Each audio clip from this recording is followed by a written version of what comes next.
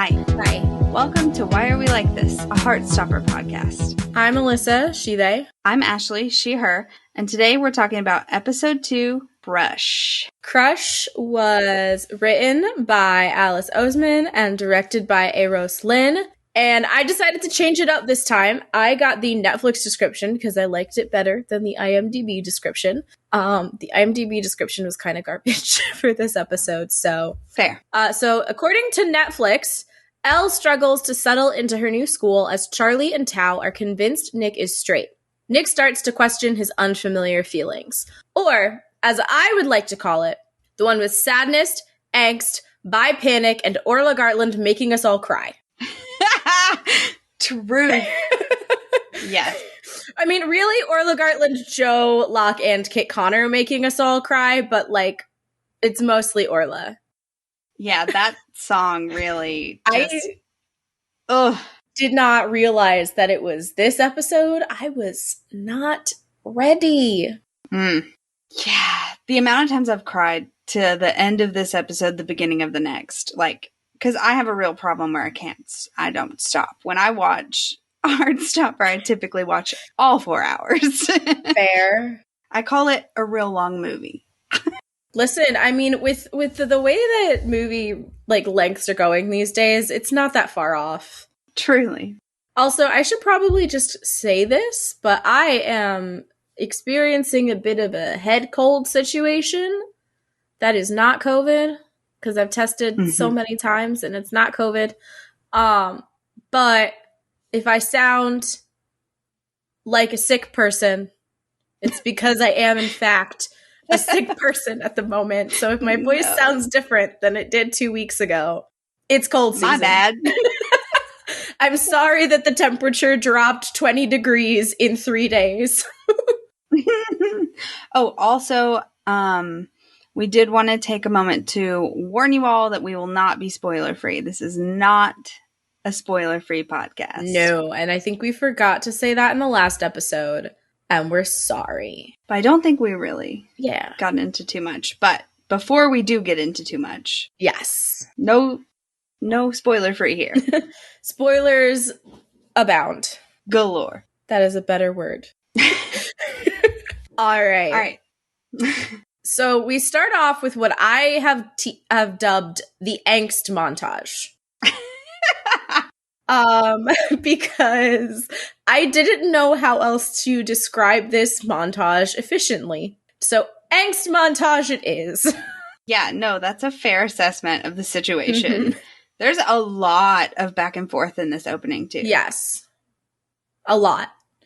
A lot. Oh my god. And a lot to take note of. I spent like probably 15 minutes like watching, pausing. And then when I was finally done with all my notes, I was like, how am I only like a minute and 30 seconds into this episode? There is a lot to unpack. The same situation for me. So we start off by hearing Charlie drumming and seeing Nick. And Nick is chilling in his room, stalking Charlie's Instagram. Yes. And so this is the first time we see Nick's room. I don't think we see it in the first episode. It's very blue. I love his bedroom. I love the color. I love the lights. I love all of it. There's an American football helmet on his bookshelf. I did not clock that. It's like on top. There's like a model rocket ship, something that is either a microscope or a mini replica of the Thinker statue. I'm not sure. And then there's an American football helmet. And I'm like, Nick, you are in England. You play rugby. Why do you have this? I don't have an answer for that. I don't sport. Also of note, he's got like a mini like travel foosball table. I clearly was not paying attention enough. I told you I paused it for like 20 minutes. I paused it more on the like actual Instagram and messages, I think. Oh, I also did that. But, you know, there's also a tennis racket. Just like I love his room, but like pausing it to really appreciate the set dressing was I was like, what are you telling me about this child? I was like, what's happening here? But I love it. I especially love the extremely heterosexual twinkle lights. Yes. And there's like a picture of like a red car. Yes. Which I'm guessing is like the Formula One like tie-in from like his character bio. But maybe. I just think it's so funny because it's like always in the shot with the twinkle lights. I'm like, these two things do not go together. No. It's like very much the blueprint of like a stereotypical 16-year-old jock bedroom, but then with like an added layer of queerness, which is the lights. Which is honestly perfect. Yes. Also, just gonna say, anyone who wants to play along at home drinking game based on my notes, take a sip of your drink every time I say the phrase 100% heterosexual Nick Nelson in this episode, because it's a few times. Well, I'm drinking wine, so what if we play it? Every time you say it, I'll take a drink. Hang on. I'm gonna text Eddie and ask him to get me a rosé cider so that I can also drink along. If we want to get really drunk, then we can drink every time you say that and every time I say, no one in this show is subtle. Not a single person. I don't know if I can handle that, but I do only have 2 of my ciders, so there's not enough alcohol in my house currently. But yes, he is stalking Charlie's Instagram, which is totally something that heterosexual platonic BFFs do. Mm-hmm. Especially the jocks. Yes. And so I wrote down, Charlie has 143 followers, which is more than I ever had in high school. Same. I think that's more than I currently have. It's probably, no, I think I might have 200. Okay, nope, I have 167 followers. 2 more people need to follow me, and then no one else can follow me. I have 350, which is not... That's not bad. Something I was expecting.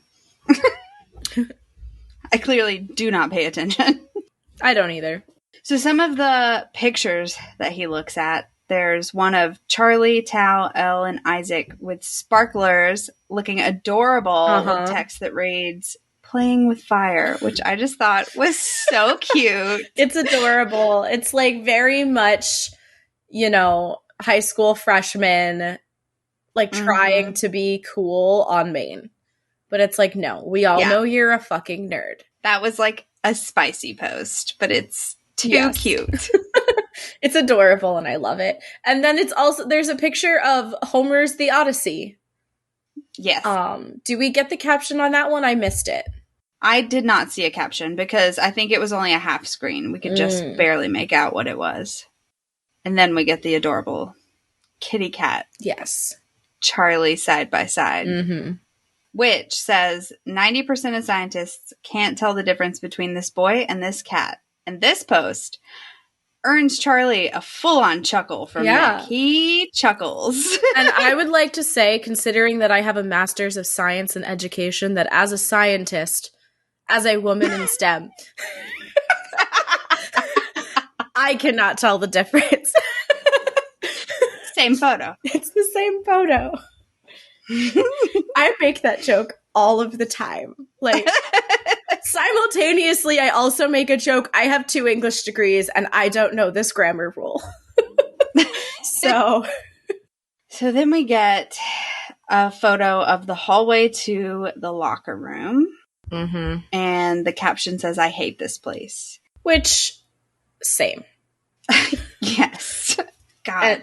Yes. We get this really heartbreaking flashback where Nick is imagining himself in the hallway, hearing all of the things that I can only assume his friends said about Charlie the previous year. Yeah, and then I can only assume that he heard. Like, I feel like these are things he remembers hearing, probably. And, like, he didn't know Charlie. He probably, like, I highly doubt that he interacted with it, but these are things that he heard said. Yeah. And it's like the dots are connecting and it's heartbreaking.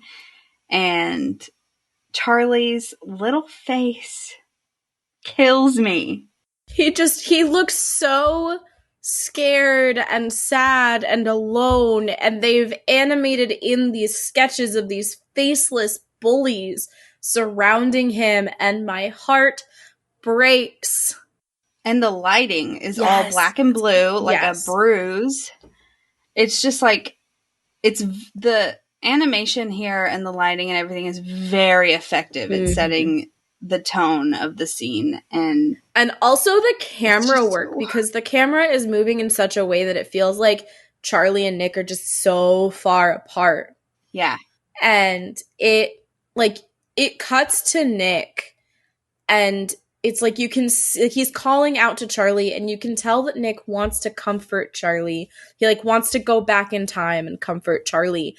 But then there's also this little bit where I'm like, I think he's scared that Charlie thinks that Nick feels the same way. Yeah.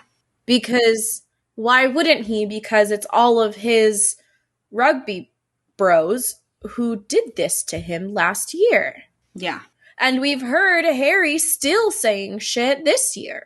Right. And you know it comes with all the guilt of, I've heard these things, I've seen them acting this way, and I've never said, like, I've never stopped, like, actively stopped them. And then also, like, it kind of, there's, like, the added angle of this is where his, like, self-discovery is really starting. And for it to start with all of this, like, hateful, negative stuff that he's remembering from when Charlie came out, that's got to be a massive setback. Yeah, for sure. Oh, the show. I know, everyone always talks about, like, oh my god, it's so wholesome, it's so happy, and I'm like, okay, but at the same time, it's going to stab you in the heart. It truly is. Several and times I'm that person. Every time, I'm like, it's so sugary sweet. Yes. You're gonna love it. And then I'm like, there are parts, though. I know. I was telling a friend of mine about it recently, and I was like, it's so wholesome. It's like a warm hug. Content warnings for, like, eating disorders, depression, abusive relationships, but it's so sweet. You're gonna love it, though, I promise. And we get the black and white Heartstopper title card. The title cards, man. Yes. They really go the extra mile with them to do make them a lot fit of work. Exactly what they want you to think about the episode. So then we see Nick. He's stopped stalking Charlie, and now he's staring at, like, their text conversation, trying to figure out what to say to Charlie saying thank you at the end of Meet. And his drafts that he writes out and then deletes are, "It's okay," with 2 exclamation marks. I have a note on this. Yes. I managed to pause it, like accidentally pause it, on his face as he finishes "it's okay" and starts to erase it. And he is not pleased with this. He is immediately like, ugh, I'm not sending this. Like, before he even finishes it. Yeah. So. And then you can tell too, because he, like, changes tone very, very clearly to, that seems like a kind of serious situation. But then he deletes that and says, "Please don't talk to Ben anymore, lol." LOL. I said, I also suffer from the LOL syndrome of just like. I do too. It goes in every message. But then we see his face, and we know that he is not LOL. Yeah. He looks like he's about to cry. And, like, fair. And then he finally sends, "Are you feeling okay?" And this whole time that he's doing all of this, Charlie is getting it on the drums. He's fucking shredding. Yes. We often see him, I kind of, like, started putting this together when I was watching it. We often see him drumming, not drugging. He does not drum. We often see him drumming when he's angry or upset, and it's like he's taking it out on the drums, which is, like, good for you, Charlie. That's one of the better ways to deal with it. But it reminds me a lot of the song "Angry Dance" from Billy Elliot. which is a musical in which Billy Elliot basically tap dances out his feelings. What a good outlet. Yeah. Tap dancing. Tap dancing, drum music is a good outlet. Yes. So Charlie gets the text and he stops drumming. And we get a quick glance at the Gay Panic lock screen. Yes. And we find out that it's the 1st of February, which means that it's about a month, a little bit less than a month since the start of Meet. And it's 9:16 p.m. It says 21:16, but I did the math for you all. And that is 9:16 p.m., which is too late to be drumming. Yeah, so late. But he needs it. And this is where we get Sappho. Yes. By Frankie Cosmos. A perfect musical segue. Yes. Into this scene. Mm-hmm. It's also great because it like deals with like Charlie's like interest in like classics and things like that. And Sappho, yeah. I'm not going to get into all that. I could be here for hours. If you don't know who Sappho is, look it up. Let's be real. Anybody listening to this probably knows who Sappho is. That's true. And if you don't, what are you doing with your life? We haven't talked about Charlie's bedroom yet. I love his room. I do have a bone to pick with him because his records are on the floor. I noticed this, but I only noticed it on my rewatch right before we started recording, which was the 4th time that I've watched this episode in 2 days, and probably the 28th time I've watched this episode in total. So I'm just like, why are you treating your records like this, Charlie? I guess as a teen, though. That's true. Teens. But Charlie is over the fucking moon to look down and see it's Nick that has messaged him. Yeah. Mm-hmm. And he kind of deflects Nick's concern. He's like, yeah, I'm fine. Don't worry. And Nick is worried. Nick is like, the fuck? He's like, you're fine? Fine? I'm not fine, and I just witnessed it. Yeah, exactly. Yes. And Charlie's face, like so annoyed. Like classic teenager response. Oh my gosh. He's definitely not fine. No. Like, it's all over his face. But then he says, he texts out, yes, honestly, I'm fine. Deletes it. Says, yes, really. Deletes it. And we cut to Nick just staring at his phone, watching the little text bubble come up and go away. Up and go away. Which is relatable. And you know what he does? What does he do? He puts his phone down and he pets Nellie instead. Which is a good move. It's a good move. Nellie cuddles make everything better. Yeah.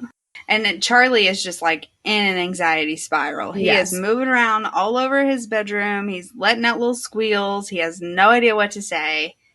And Nick decides to just go for it after a while. Do you want to read out his text? Yeah, sure. He says, you can talk to me about it if you want. It sounds like a pretty serious situation.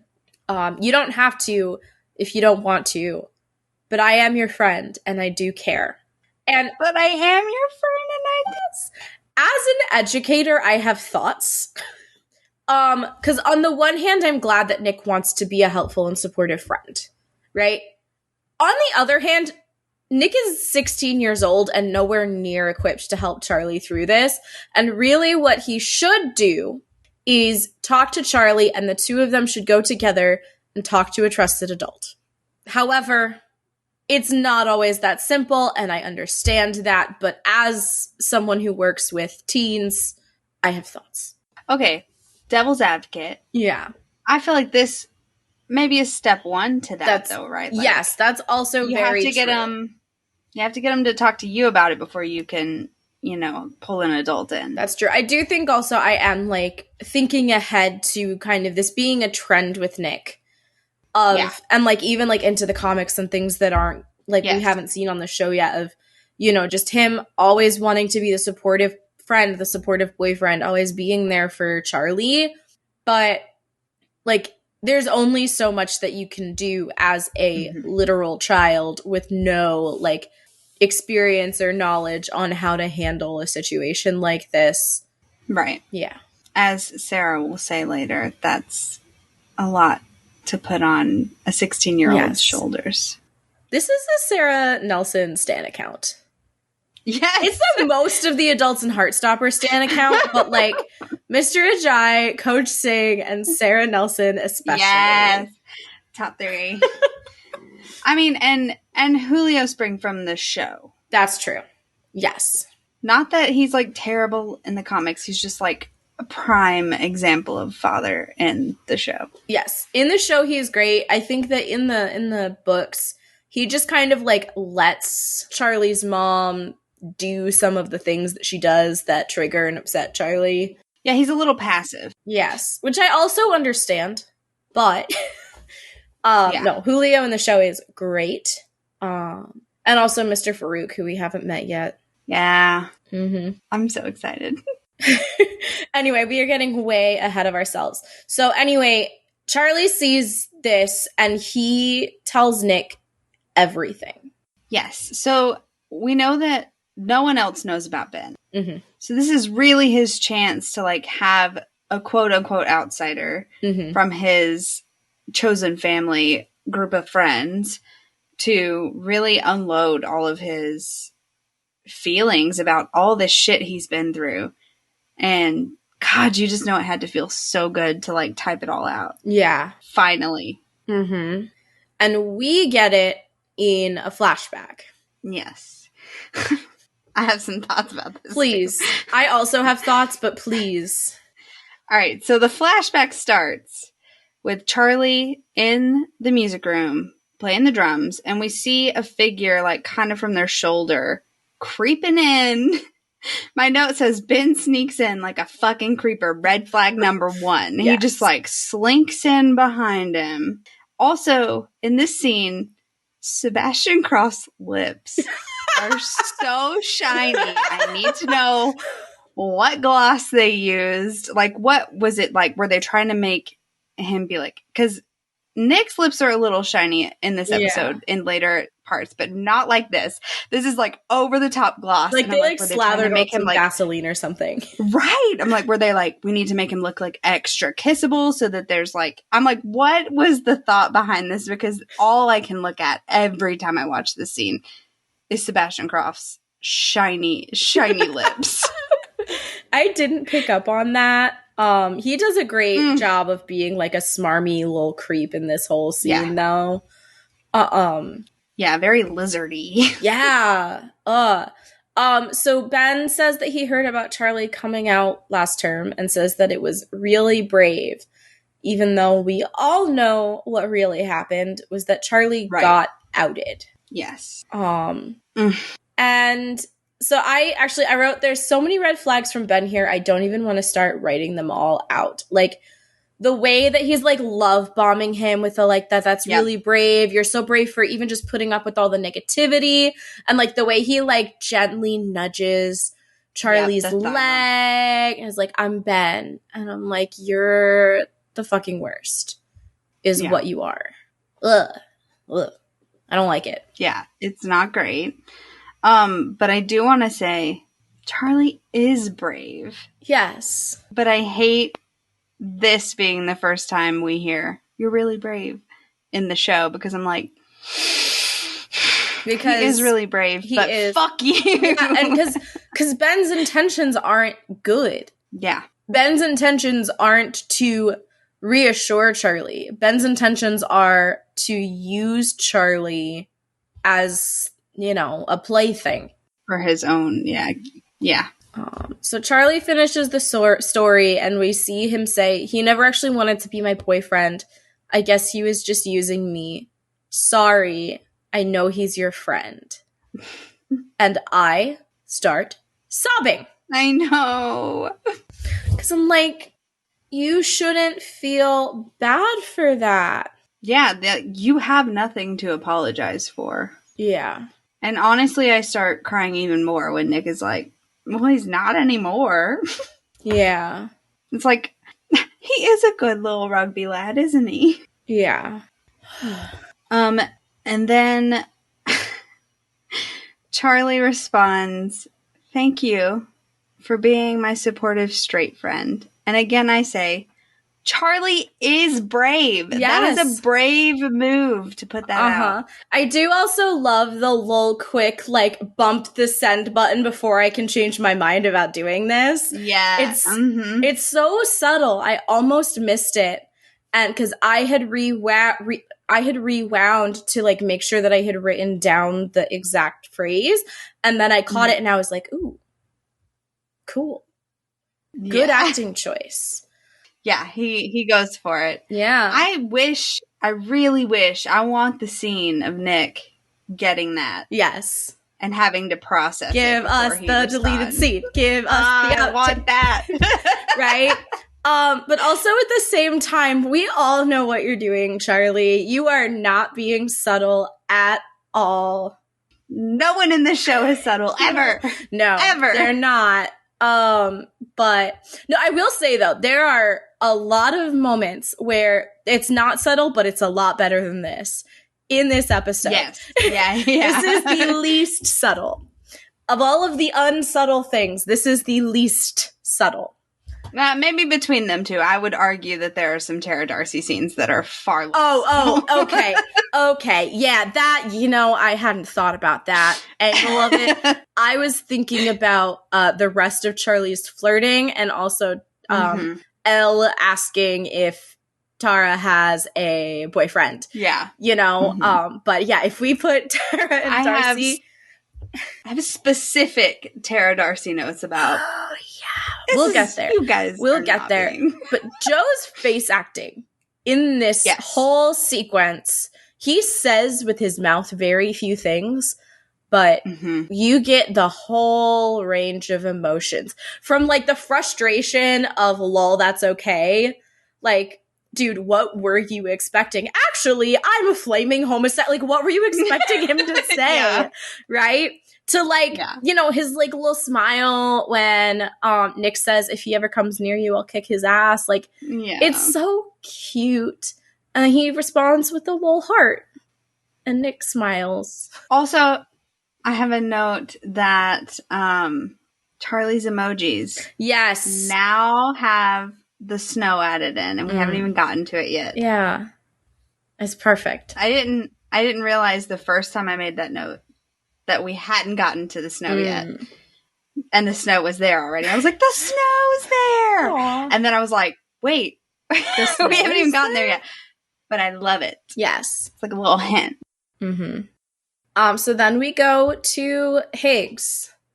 And I don't know if you noticed this, but there is a rainbow in the establishing shot of the school. And then we see Tara and Darcy. There's so many little hidden rainbows in this show. Yes, and all the glares. And it's so good. But then we see Elle walking into class, and Tara and Darcy are sharing a fucking scarf. Yes. The straightest thing on the planet. Just two gals being pals right there. Yeah, best gal pals. And I have teacher questions for you. Okay, I have a whole, like, half-page rant about this as well. So, okay, good. Please fire away. Okay, I love that she's concerned, that she's attentive, that she picks up on this. But why is she having this discussion so loudly in the middle of class? I know when they pan out, it looks like everyone else is not paying any attention, but they're teenagers. They're fucking paying attention. Yes. Everyone heard this. Everyone clocked this. Why did you do this in the middle of class? Yeah, I'm just gonna read my whole paragraph. I don't think I like Miss Greenwood. I definitely don't like this. This is not the kind of conversation you have in a room full of other students. It's also not really the kind of conversation I think you should have at all. A quick check-in is fine, but this feels yucky, especially when you know that this particular student just transferred from Truum because she's trans and was being bullied by students and teachers. Also, the idea of assigning someone to look after another student feels very not right to me. Maybe for elementary school kids, like giving a new student a buddy, maybe. But for older grades, for year 11, absolutely not. Yeah. So that's my rant. I don't like this. I do not think that this is appropriate. I think that it does a lot more harm than she thinks it will do good. Yeah. I agree. I'm very put off by this scene every time I watch it. Yes. And when you factor it in with the taking of the phone in Meet, I don't like her. Yeah, it seems like she's singling her out on purpose. Mm-hmm. And Elle says she's fine and doesn't want to bother anyone, which like is totally fair. But also, if this happened to me, I would be mortified. And even if I did feel like I wanted someone to like reach out and connect with me, I wouldn't acknowledge it. I would be horrified. Yeah. I would probably have, especially, 16-year-old Ashley? I probably would have cried in class in front of everyone. Oh, I would have run out. I would have gone to the nurse and I would have been like, Mom, I'm sick. Come get me. I would have completely left school for the day. Not great. Not great, Miss Greenwood. And I don't know how I feel about this deal that Miss Greenwood makes with Elle to try and make at least one new friend before half term next week. Especially with the context, which she has to know the context of why Elle has transferred. Yeah. And it just is, it feels icky. It's icky. I don't like it. If a colleague of mine did this, I would call them out on it. Like the next time that I saw them, I'd be like, hey, why did you do that? Because that sucked. Like maybe if it had been like, it was close to the end of the year, she's been there for several months, and this was like a one-on-one closed door situation without the, can you try to make a friend? Yeah. Like, leave the deal part out, just the check-in thing. Like, maybe, but like, this is not the way to do it, and I don't like it. Yeah, no, I don't either. But then, you can't be mad for long, because girls... Yeah, we get so Girl pretty. In Red. I have this marked as Girl in Red montage. Yes. AKA Elle's gaydar goes off. Oh, yeah.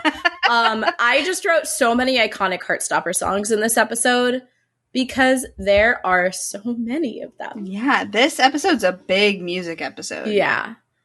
For sure. But yeah, we get like this montage of Elle kind of like looking at Tara and Darcy being gay. Yeah, super gay. Super gay. Like, the first cut is, like, Tara's, like, sitting on Darcy's desk, like, leaning back onto her.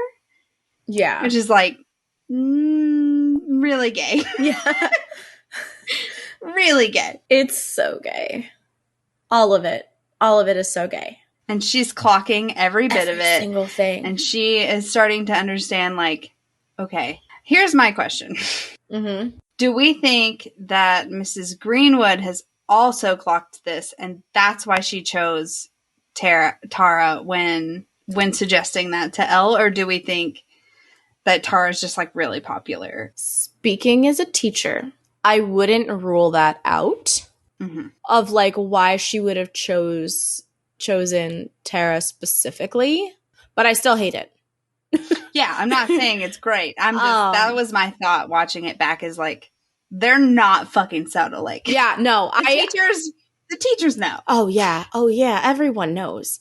But yeah, it's not outside the realm of possibility, which makes it slightly less terrible, but like by a fraction of a fraction. So I still don't like it. No, I don't like it either. But I do think that that's why, personally. Then we have Charlie, Tao, and Isaac in class. Did you write down the DMs? I didn't write them down verbatim. I kind of just like summarized. So I have that they're discussing a possible future Mario Kart tournament, which, having read the comics first, I was like, yes! Okay, wait. Yeah. I did write them down verbatim, and one of them is very gay that I have to point out. Please. So the first one says, I mean, I thought it was, but now I don't know, and that's Nick. So I'm assuming they're talking about being good at Mario Kart, because Charlie says we're going to have a Mario Kart tournament, aren't we? I think I flipped that. Mm-hmm. Nick responds anyway with 4 Ys. Anyway, I have to sleep now, which is gay with 4 Ys. No 16-year-old boy that is straight is texting their male 16-year-old friend, anyway, I have to go to sleep now. My note is, show us the timestamps, you cowards. Because I want to know, number one, how long they've been I want to know when they started this conversation, and I want to know how late it is. Yeah. Because they talk about how late it is. Yes, and I don't know. love it. I love it, though, because it, like, sent me, like, back to, like, early on in a relationship when you're talking to someone and, like, the time just flies and you're just like, oh, my God, it's midnight. It's, you know, whatever. At night, and I was just like, oh, it's so cute. Yeah. But yes, totally platonic BFF behavior from 100% heterosexual Nick Nelson. Tao sees it and is displeased. And says you only need to glance at him to see that he's a massive heterosexual. Which I very much disagree with. I genuinely think the only thing that would have him exuding more bi energy is cuff jeans, Doc Martens, and an iced oat milk latte. Give him time. Give him time. He has a clear phone case. Yeah. I noticed that. Yeah, there's a lot of bi flags. There's a lot of bi flags. But yeah, no. He is not a massive heterosexual in any way.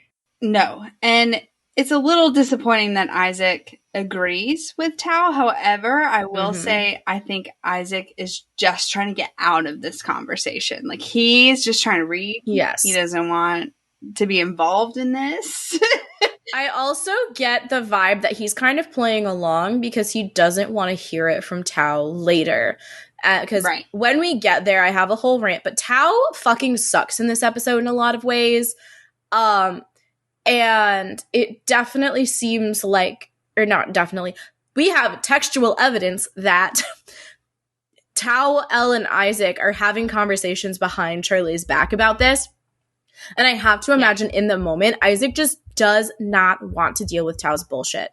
I also don't want to deal with Tao's bullshit.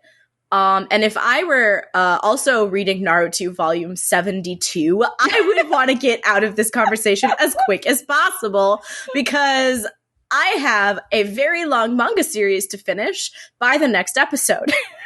Nice. Yeah, this is definitely where Tao is starting to push that line that I like go across that line that I talked about last time, from being like the protective but supportive friend to being the like jealous and controlling friend. Yeah. And like I even have a note, like my note is I know I'm a Tao defender, but this is a bit much.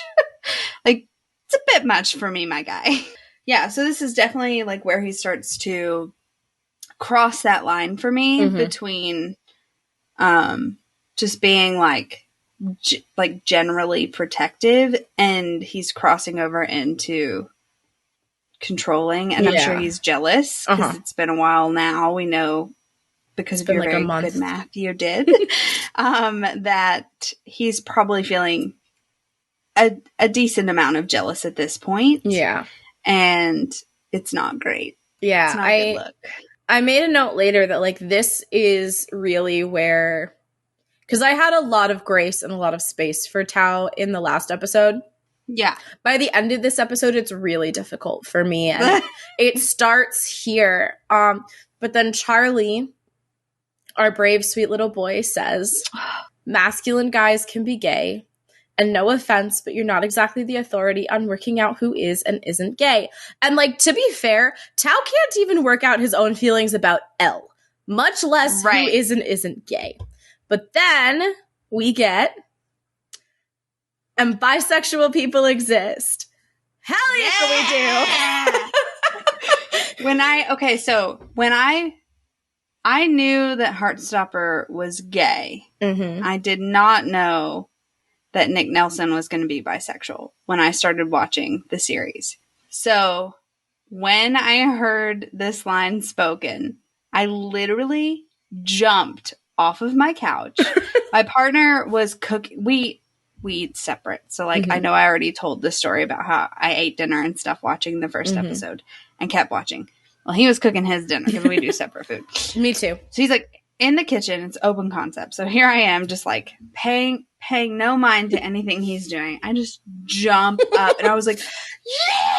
I was like, yeah, we do exist! Yes. It's, and like at this point, we don't know, like watching the show, you don't know that Nick is bi, but like just to have the sentence, or it's not even a full fucking sentence, but to have the phrase, and bisexual people exist. Mm-hmm. Actually, that is technically a complete sentence. I'm sorry, English teacher brain. Like to have that sentence in a show. You and I both have that sticker, right? Yes. You showed it to me and then I bought it. Yeah. Like I just bought a new phone case that is also. I love it. I love it. It's so affirming. It is the best thing. Yeah. Isaac's eye roll, though. So good. He is over it. He's like, I have already tried to leave this conversation. You are bringing me back into it. Like, you are telling the wrong person that bisexual people exist. I agree. He's like, I know. And honestly, I want you and Nick together. I'm just trying to read right now. Yeah. And then Charlie does admit that Nick told him he's straight. But excuse me, Mr. Spring, that is not what happened. Yeah, my note is in all caps. He did not tell you he was straight. He told you. Incorrect. You very not subtly thanked him for being your straight friend, and he didn't correct you. That is not the same thing, my good sir. He said, LOL, that's okay. That is not. That is not, yes, I am straight. That is, in fact, what the fuck are you talking about, dude? I'm bi as fuck. I love that he started with LOL in that one instead of ending. It's like, okay. Yeah. That's like, sure, that's basically. That. And Tao says that Charlie needs to get over Nick, which is from where Tao is sitting. He's not wrong. Like, we all know that rule number 1 is don't fall in love with straight people. Mm-hmm. But also, just on top of everything else that Tao is doing, it's really annoying. It's too much. Yes. This is where it's a bit, my note says, this is a little harsh in my most humble opinion. Yeah. Yeah. And, like, we can just see how much Charlie doesn't want to get over him. Also, just because they're just so defeated, having such a good connection. Mm-hmm. I'm like, you don't want to lose that. And he's the only one that knows about Ben, so he's the only one that he can process those feelings with. Yeah, there's so much that he would be losing. Yeah. So then we go to the art room. Yeah. And I would like the record to reflect that on my first watch of this scene, I could not take sufficient notes because I was laughing way too hard. I love this scene. I love Mr. Ajay. It's perfect. This is my favorite, I think, of all of the... Even though my favorite quote from the show is one he says in a later episode... This is my favorite Mr. Ajay scene because it's so accurate. It's so accurate. Now that I'm an adult looking back at high school, like, yes. 100% truth coming from his mouth. Charlie has a question. Mr. Ajay says, I am officially a beacon of learning, so fire away. And I want that on a t-shirt. So badly. I want I am officially a beacon of learning on a t-shirt with the Heartstopper leaves. Someone make it. I will pay you. I feel like the back should say, so fire away. Oh my God. Yes. And Charlie wants to know how to stop liking a straight guy. The question for the ages. I thought you had a boyfriend. It's so good. And Fazaya Makiade is just killing it with everything in this scene. The line delivery, the body language, the sass. It's an Emmy. Chef's kiss. Emmy. Yeah. Yes. I love, wow, being a teenager is terrible. Yes. Not something that I have said to a student, but I've gotten close. I also do love, though, when I was a teenager and I had a crush on a straight boy, I just repressed it and suffered. Yeah, very good. I love that he doesn't, he never sugarcoats it for Charlie. He's just so real, man, this is just what it is. You might as well go ahead and get used to it. Yeah, it's great. And it's just, the exact right amount of, patience and empathy. And the exact right amount of sass. Yeah. It's perfect. This is what tough love is.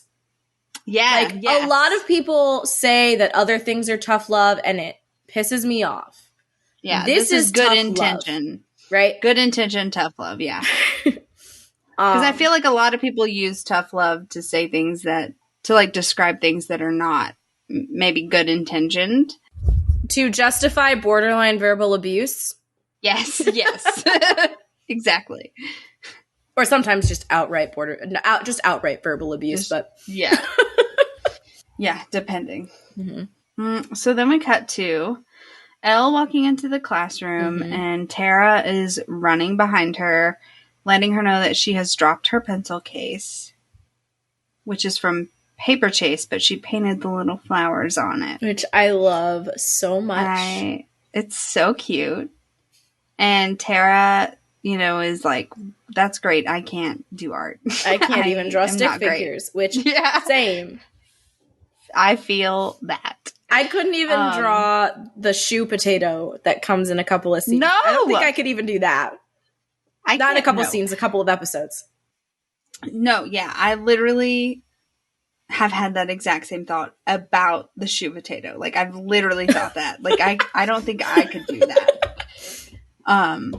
So Tara invites her to have lunch with them. Yeah. In the canteen. Mm-hmm.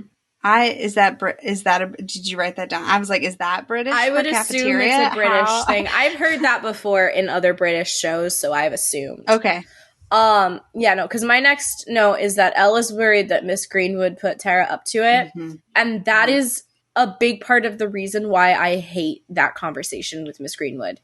Because now someone is genuinely reaching out to Elle and she can't even trust it. And back to the point that I said, who's to say that Tara, I don't know. I haven't decided what I want to call her yet. Yeah. American Tara, British Tara. Maybe she heard that conversation a little bit. Yeah. We don't know. It's so difficult to know. And bad Miss Greenwood. Bad. Not great. But then Tara goes to sit with Darcy, who didn't finish her project, which is due 4th period. But she's not going to lie about it to her anymore. She's not going to lie about it at this point. No, she has no shame. Which, and the way she's looking at her too is please don't yell at me, please. But I don't give a fuck. Yeah. It's just, you have the pleasure to have in class lesbian and the chaos lesbian. Yes. Yes, that is a perfect description of them. Yes. Also, I want to point out that whoever sits behind Elle has a fuzzy, neon, multicolored pencil case that I need in my life. I don't carry pencils, but I do carry makeup, and perhaps it could be a great makeup bag. I need it. I love it. I want it. If you know where to get it, send me the link. I'm sure there's a website somewhere. I remember that there was a website for Gossip Girl and the Vampire Diaries of shop their looks. And it was all thousands of dollars worth of clothes for one scene. Yeah. I'm sure it's there's like an $80 pencil case. Yeah, I'm sure there's something similar. I'm sure that you can like go to like Amazon or Target. Probably. And get something comparable. Yeah. It's beautiful, and it steals my eye several times in this episode. I missed it. I was too busy staring at the blatant homosexuality coming from our iconic gal pals, Tara and Darcy. So then we cut to lunchtime, and Tara and Darcy call her over right away. They were like, hey, we're over here. Come sit with us. And Darcy announces that Tara said you had no friends. Which Tara's objects to. Immediately, she's like, I didn't say that. Also, when Elle walks in, we see the pretty, like, teal and orange juice glasses with straws in them or whatever.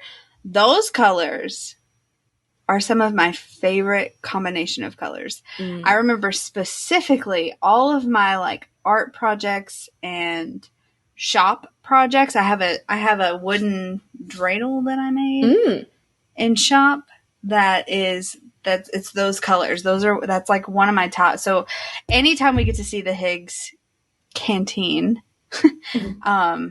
I am visually pleased because I love that color combination. Yeah, it's a good one.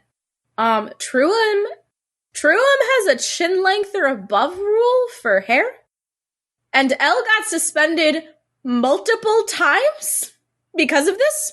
Yeah, which is interesting. Georgie, explain, please. Yeah, please. Is that a thing? Also, before that, we get introduced to Monster Munch. We do get introduced to Monster Munch. What is Monster Munch? I looked up the first time I watched it because I was so intrigued. But basically what it is it's like a Funyun, kind of, but it looks like it's shaped like a little monster. Okay. They are aimed at children and widely consumed in just the UK. So it's not uncommon for us to not know what it was. But the flavors include roast beef, flamin' hot, and pickled onion. Okay. So they are like very much, it's like instead of being an O-shaped Funyun, it's like a little monster-shaped crunchy snack. Okay. But when Darcy says Monster Munch and goes to give it to Elle is very much like, absolutely the fuck not, but I don't want to say that because I'm new here and I want to be your friend. So she like hesitates to take it. She's like, okay, thank you. And then sits it down on the table and never actually eats it. I missed that. I love that. But yes, Kizzy's delivery of hair length like gets me every time. Kizzy. I love everyone. They're Kizzy's also great. Good. Yes. But yeah, it's crazy, and I need a British person to please explain to me how this is a thing. Yes. But then Elle admits that Higgs is definitely a lot less stressful, apart from the whole not having friends issue. So sad. Breaks my heart. Relatable. Yes. Relatable content. Yes. Go ahead. No, you go. This is when Tara says, everyone's pretty nice. Just don't listen to anything that Darcy says, or she'll have you taking part in her lunchtime games of American football in the science corridor. And I need that deleted scene. I need it. Want to be a part of Darcy's lunchtime games of American football in the science corridor. Give it to me. I'm also imagining them using a rugby ball instead of an American football because they're like similarly shaped. Yes. It's hilarious. I love it. I want it. I need it. I need to know. I want to, as someone who, I was in color guard. I understand football. I don't follow it, but I understand it. I want to hear Darcy's, I want to know her rules. I want to know. I want to hear her explanation of American football.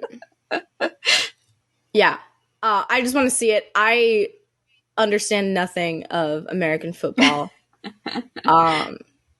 one of my friends in college was a cheerleader for the football team and also the basketball team. But I understand basketball. But my husband, who I was dating at the time, played football in high school, and literally I would just lean over and be like, so what's happening? What? Who? Okay. All right. So that's a down. What's a down again? Like, it does not compute. No matter how many times someone explains it to me, I've been at Super Bowl parties, just like, what is happening? Who? I am here for the free chicken wings. Like, yeah. Listen, I'm not saying that I'm an expert or that I understand a lot of the technicality that goes on in the game, but I can tell why we're cheering and who's winning and what's going on usually. If there's like a penalty for something, I'll be like, wait, what? Why? But I can keep up with it. Okay. You know? It took me a while, but being at every football game for several years of high school, I kind of picked up on a little bit of it. But yeah, I just would really love to hear Darcy specifically explain the rules. It would be so chaotic and so inaccurate and perfect. Yeah. Someone leaves that bleeding every time. And at least half of that is Darcy. Yes. I feel like Darcy is like the Band-Aid lesbian, like the one that's just got them like all over her shins and her elbows, like everywhere all the time. And then Elle asks how long Tara and Darcy have been friends, and they've been best gal pals for 5 years. Is the math confusing to you? No. It took me a minute. They're counting year 7 as the first year because they're in year 11. So year 7, 8, 9, 10, 11. Okay. Yeah. Okay, yes. Because I was like, are they supposed to be a year older? But then that doesn't explain why they're in class with Elle if Elle is a year 11. Yeah. But if they're counting year 7, that tracks. That's the only thing that makes sense. I've had this conversation with a couple of people and never landed on that. So I'm excited to go back after this and be like, I have answers. Yeah. But yeah, they're best gal pals. And nothing more. Best gal pals. Which is not subtle. And the way that Darcy says it is not subtle. And the way that Tara reacts is not subtle. And also, none of it is subtle. Like, like, we know, like, if we're kind of saying that this is, like, in the, like, you know, 2021, 2022 kind of, like, time space. Like, gal pals has been a thing in the queer cultural zeitgeist for a while. Yeah. And, like, so they know what they're doing because they know that Elle is queer. They know, like... But I wonder if it's not... Because later when it does get revealed, they do seem like they weren't really expecting her to pick up on it that quickly. Yeah. I wonder if they're not just so comfortable with heterosexuals that they could make those jokes and not be picked up, that it's like kind of second nature, and that's why Elle's able to clock it. Tara was like, the way that she reacted was like, you can't fucking do that around this person because let's be real, Tara Jones is intuitive. She knows what's going on around her. She's like, she knew that Elle was going to pick up on that. I don't think that Darcy thought about it before she said it. Actually originally was like, in this scene, like, because right off Darcy's like, so Tara said you have no friends. And like, I was thinking about some other things and like other points where Darcy doesn't read things well. And I was like, autistic coded Darcy? Yeah, I had that thought too. Autistic coded Darcy and autistic coded Tao. Those are kind of my two theories at the moment. Yeah. There's a big Nick Nelson autism following out there. I don't see it as much as I see the others. I agree. I'm interested to explore it further. Yes. But definitely straight away, Darcy and Tao are the two that I read. And maybe even a little Charlie. Yeah. This is what happens when you put two neurodivergents in a room. because they just read everyone as neurodivergent. Oh my God. Everyone's gay and everyone's neurodivergent. Yes. But like actually though. Yes. So then we go to Truum. And Nick is showing Charlie pictures of Nellie, which I refuse to believe that this is the first time that Nick is showing pictures of Nellie to Charlie. No. But Charlie is acting like this is the first time that he's ever seen a picture of Nellie Nelson. Yeah. Also, I want to point out that when it pulls away from the screen that shows the two of them, they're sitting so far away from each other that it's like jolting to see, coming from someone who's seen it so many times at this point, where like closer to the, like just pay attention to the desk at their closeness from here on out, because this is episode 2 and they're like a foot and a half apart from each other, not touching. There's a huge space between them. And I just think that we should, even in this episode, there's going to be times, but specifically at the desk in front of their schoolmates. Yes, pay I think it's important from here on I'm especially intrigued. Like thinking about Kiss, I'm especially intrigued. Okay. And so Nick invites Charlie over to meet Nellie on Saturday. So here's a question. Do you think one of two outcomes? Is this Nick just being a pure soul who's like, oh my God, your parents only have animals. I'm an animal. You should play with my animal. Everyone should have animal time. Or is this Nick who has been secretly pining for a month now? How can I get Charlie to my house? How can we hang out one-on-one? How can, oh my God, you like my dog? Do you want to come to see my dog at my house? And has he been waiting for his moment to be like, aha, strike? Or is this just him being a genuinely, because he is genuinely just like a pure soul. So what do you think about this scene? Option B. Ooh. I think that this was like, oh, I'm going to use this as an excuse to invite you over. I also think it's a pretty weak excuse.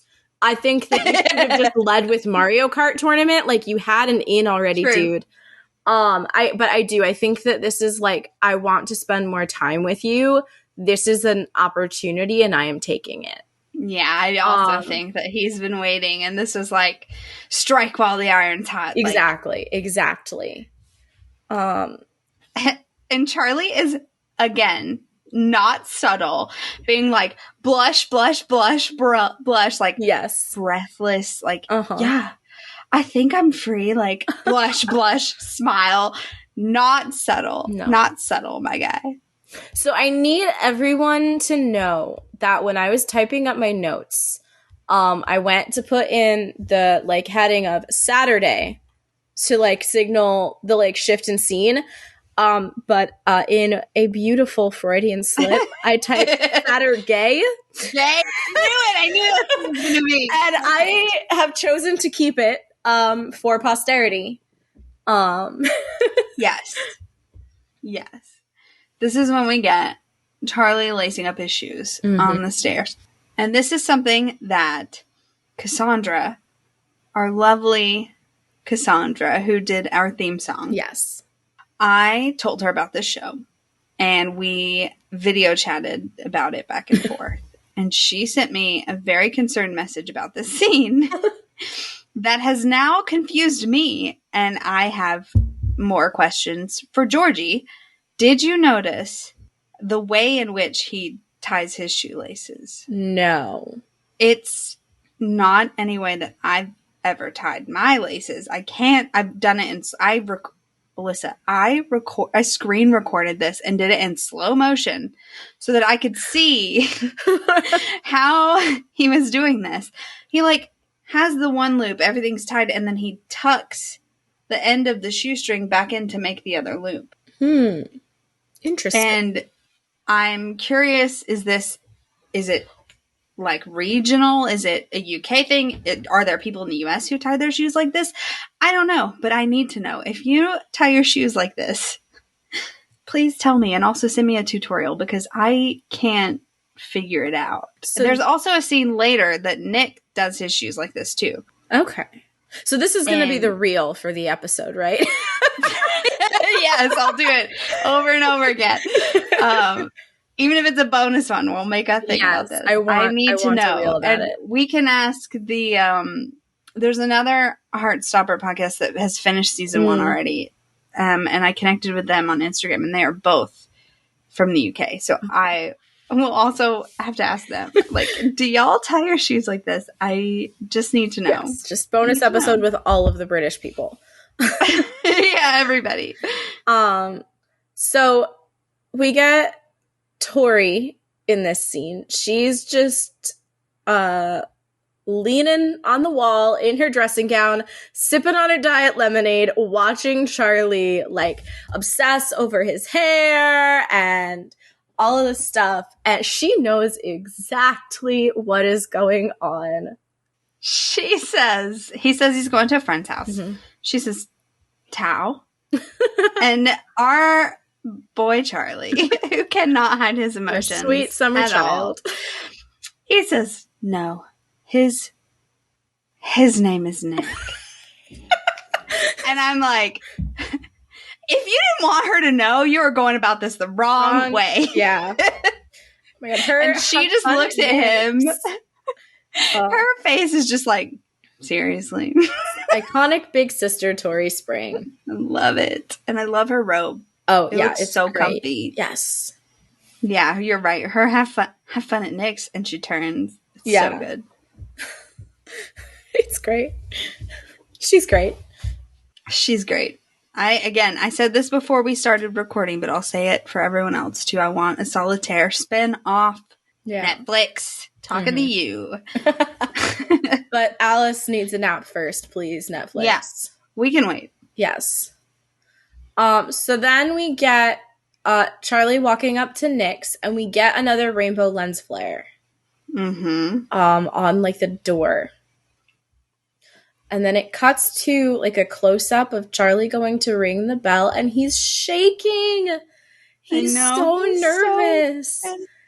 My note is Charlie hesitates. He's so nervous to ring this doorbell just for Nick to immediately clock that he's had a very minor haircut. Yes. Yes. I wrote, Nick notices Charlie's haircut, touches and plays with Charlie's hair, which is completely 100% heterosexual behavior. Heterosexual, yes. I will take a sip of wine. Yes. Oh, no, but my favorite, though, is then Charlie is like, is it bad? And Nick says, no, it looks great. Yeah. The bi panic in this child's face. I know. It's classic, you know? Yeah. He's definitely thinking every single word. The self-censoring gets so intense from here on out. And he says, you better come in, or Nellie will think that we are going on a walk. That poor dog already thinks they're going on a walk. To which, as dog owner, I say, you can't say the word walk, I Nicholas. thought the same thing. You have to spell it. We all know this. If you've said it, it's too late. It's too late. Yeah, it's too late. And they go play Mario Kart. Yeah. And they are flirting. So much. Woo! Charlie's already won 5 or 6 games. But he claims that he's going easy on Nick. And we don't even have Ollie as an excuse in this one. Yeah, we don't. He's just a fucking nerd. Also, I paused it because I was curious. Charlie is playing as King Boo, and Nick is playing as Toad. Nice. I thought about pausing it, and then I was like, nah, Alyssa will find this information out. I'll just let her do the video game stuff. I'm very glad that I have carved out in this episode 2.5 a niche. Yeah, I was like, she's got this. Yes. Nick doesn't understand how Charlie is so good at Mario Kart, but he also didn't finish that far behind. They were close, right? They were close. I replayed it 3 times because I was like, wait, let me just double check. Because I was not 100% confident that I had mapped the correct character. I was making sure that I had mapped the correct side of the screen to the correct character. But also I was like, you know what? Sometimes people are fucking awful and they sit on the opposite side of the couch as their split screen. I hate you. For those of you listening, Ashley just pointed to herself. But okay, let me explain that I'm never going to be the one that's like, we should play video games. I'm going to be the one that gets handed a controller and I am where I'm at. But that's not why moving myself. I'm the one who's like, no, you have to scooch over. I will make you move. I will physically push you with my body. I will move your body with my body. Okay. Editor Bree is also like, yeah. Okay, to be fair, I'm not a game person. So okay, so note to self: when Ashley comes for Taylor Swift, do not suggest Mario Kart. Which Alyssa got us tickets for. No, I'll play. You'll just have to tell me to move and I'll move. Is that people don't tell me to move that I play with typically. So that's me on the other side. And then I'm confused. I'm the one that gets confused because I didn't move. And then I'm the one that's like, what character am I? I don't know. Like, it's bad. Yeah. It's a thing. But so I was like, let me just replay it and see who wins because I know Charlie wins. So then I can have 100% confidence that I've said which character is playing which side of the screen. And yeah, they're not very far behind. Yeah, it's super close. And this is when the flirting gets really intense. You get to be good at real sports. I get to be good at fake ones.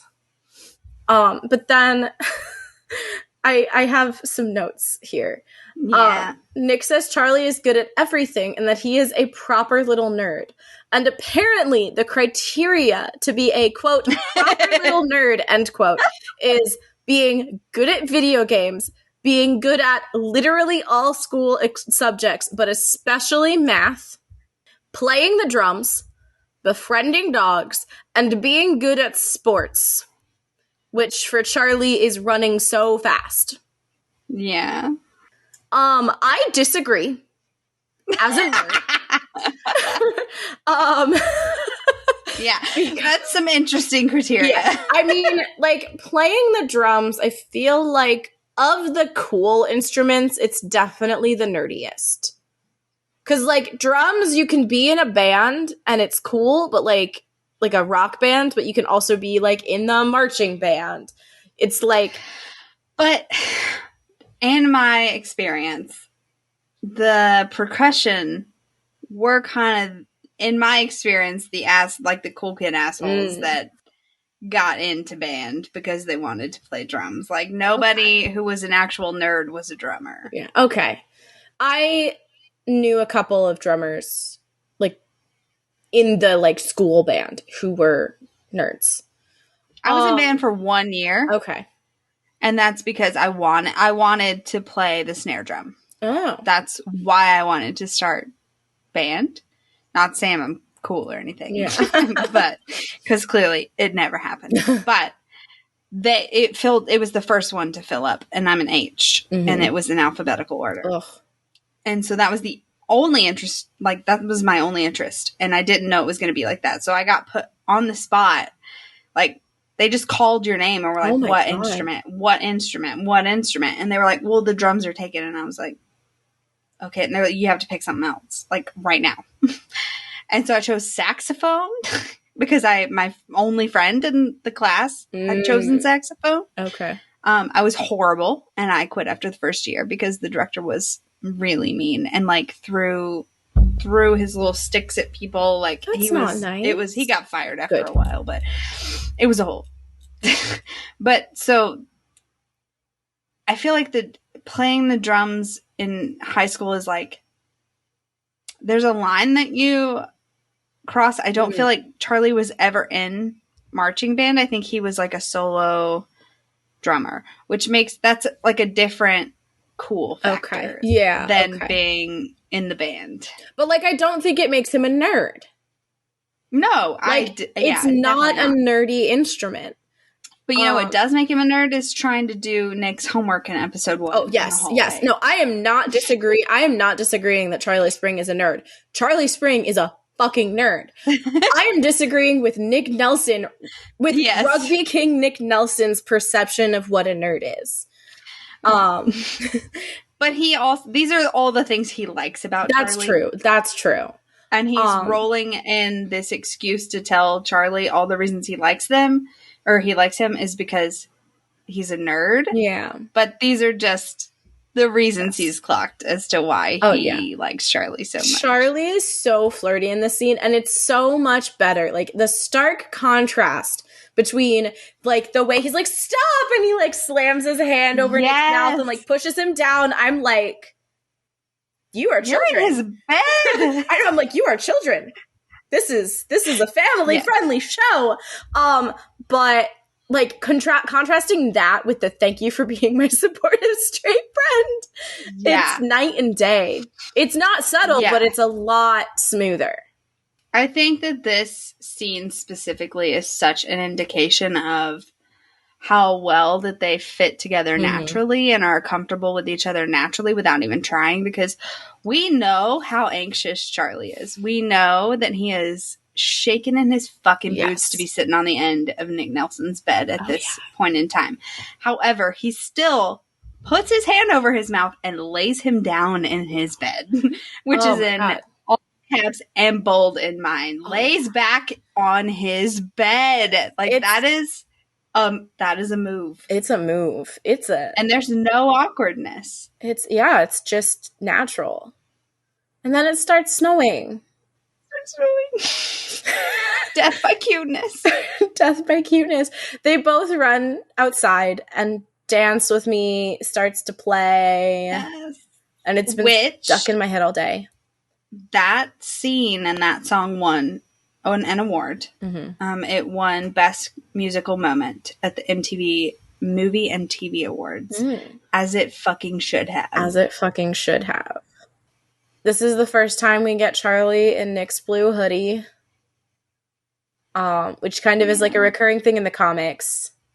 Although I have Charlie, a question. When he puts it on. No, go ahead. No, you go, because my question is later. So when Nick hands him the hoodie, Charlie says, "It's a bit big." And then he puts it on, and Nick waits like a fraction of a second and says, "That one looks good."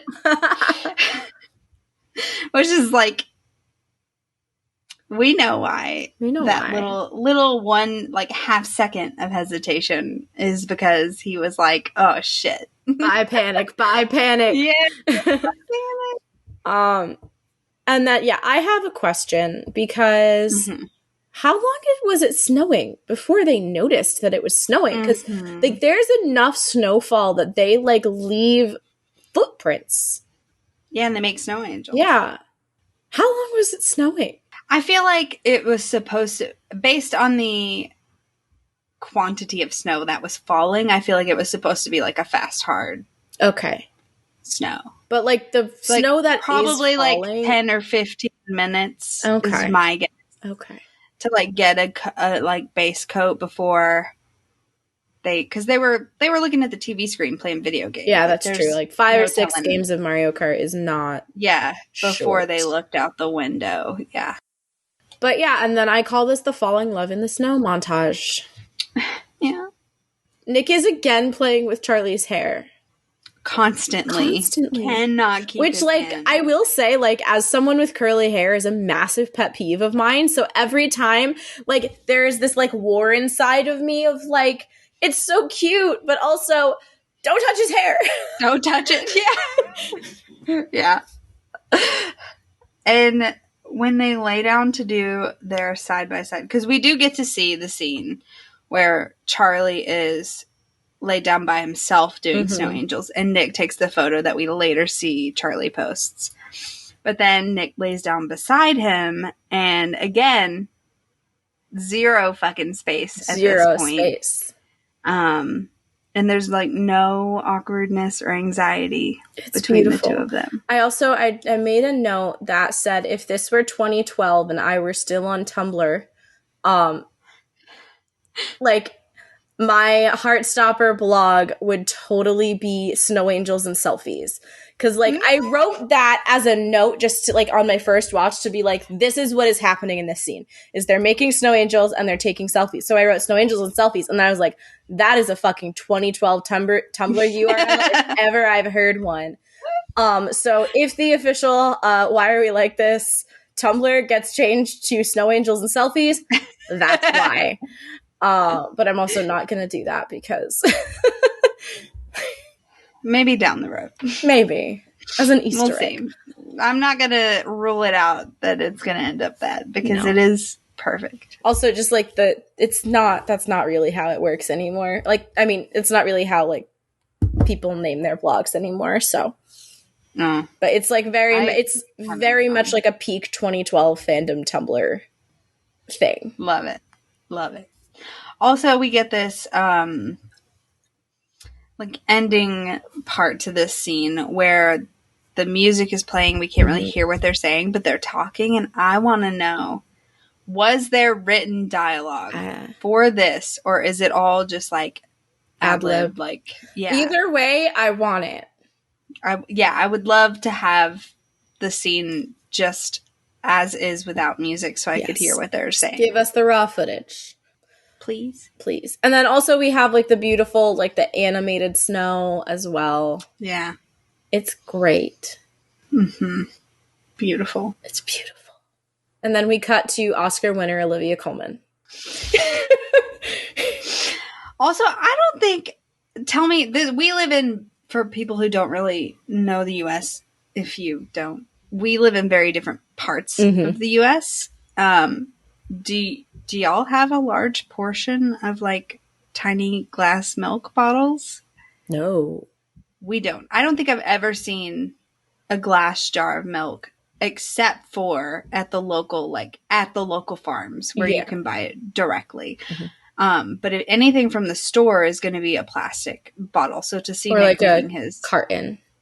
Yeah, well, even here it's mostly plastic. Because I drink oat milk because gorgeous girls have lactose intolerance, and I am a gorgeous girl.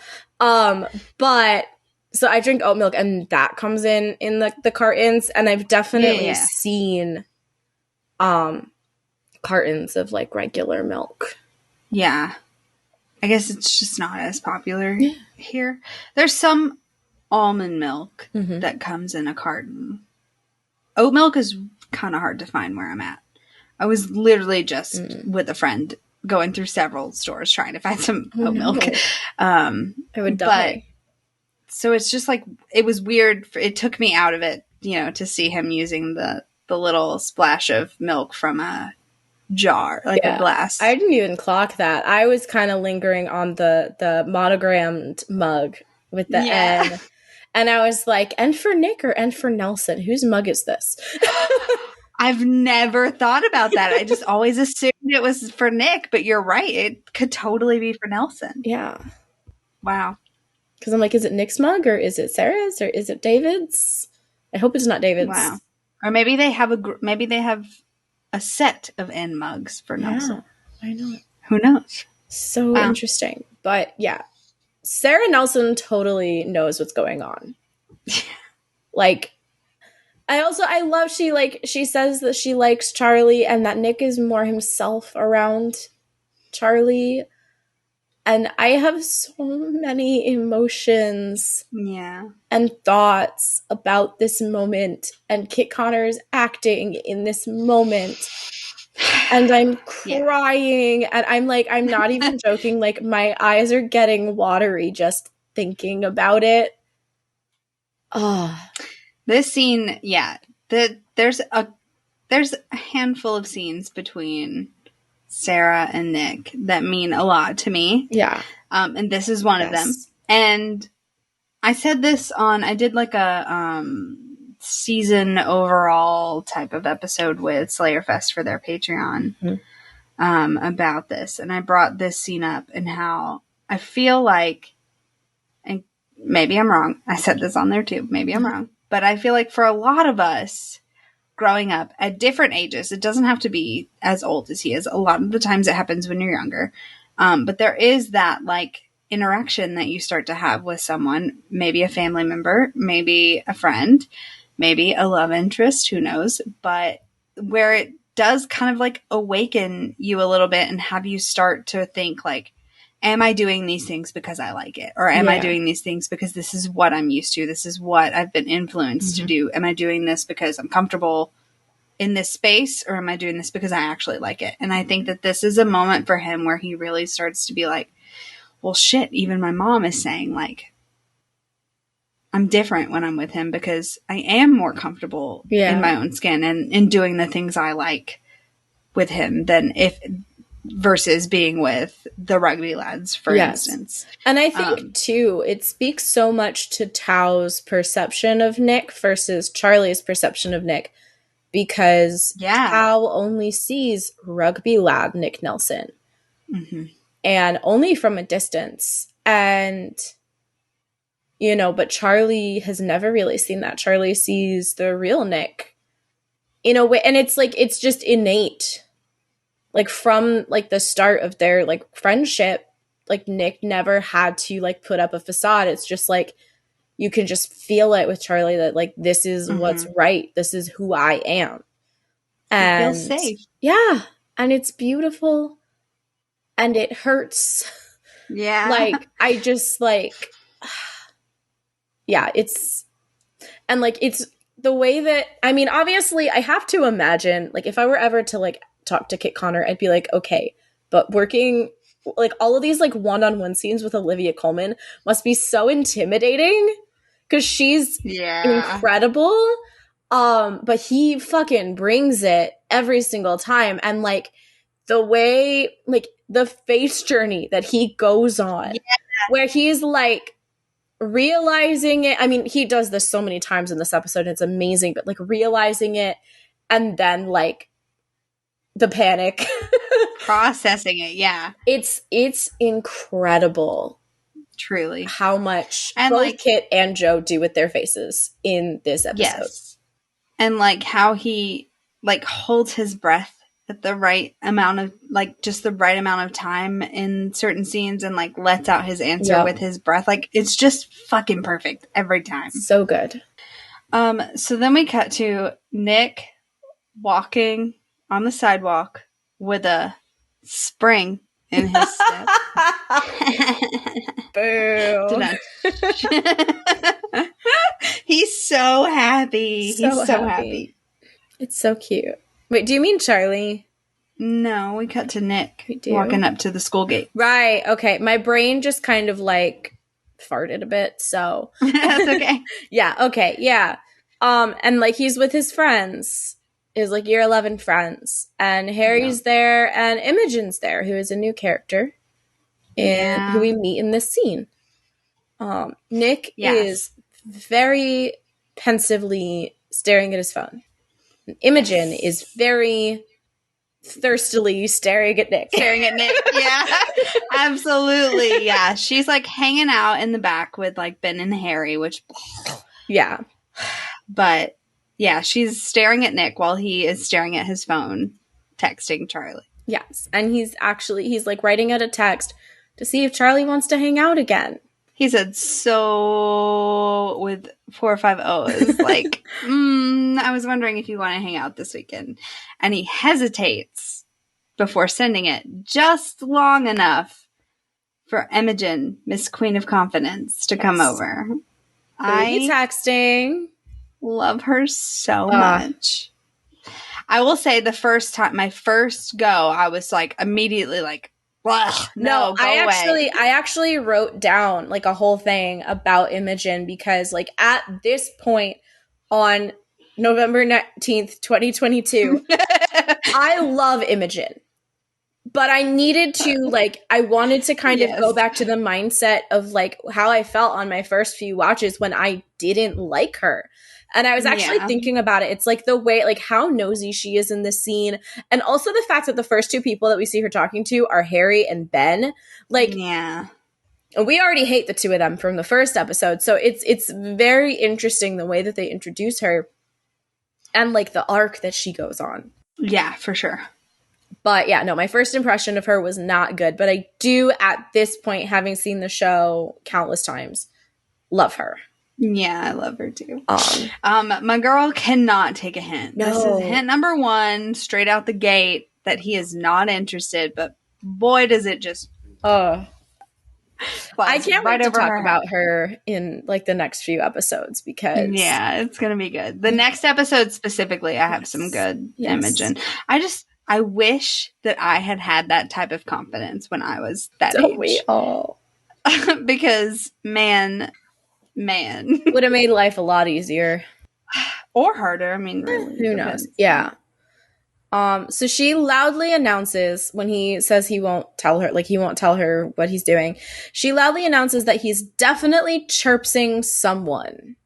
Had you heard that term before? Because I hadn't. I had to look it up.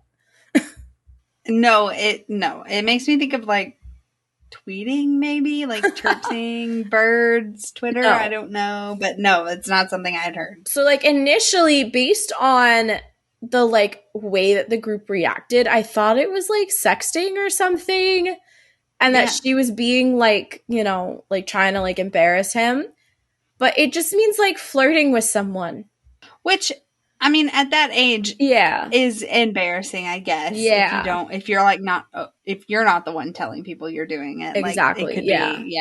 Like it was like, I literally wrote, I guess that might be scandalous to a group of 16-year-old boys. Yeah. But then he deletes the text and he is sad. I am sad. Yeah.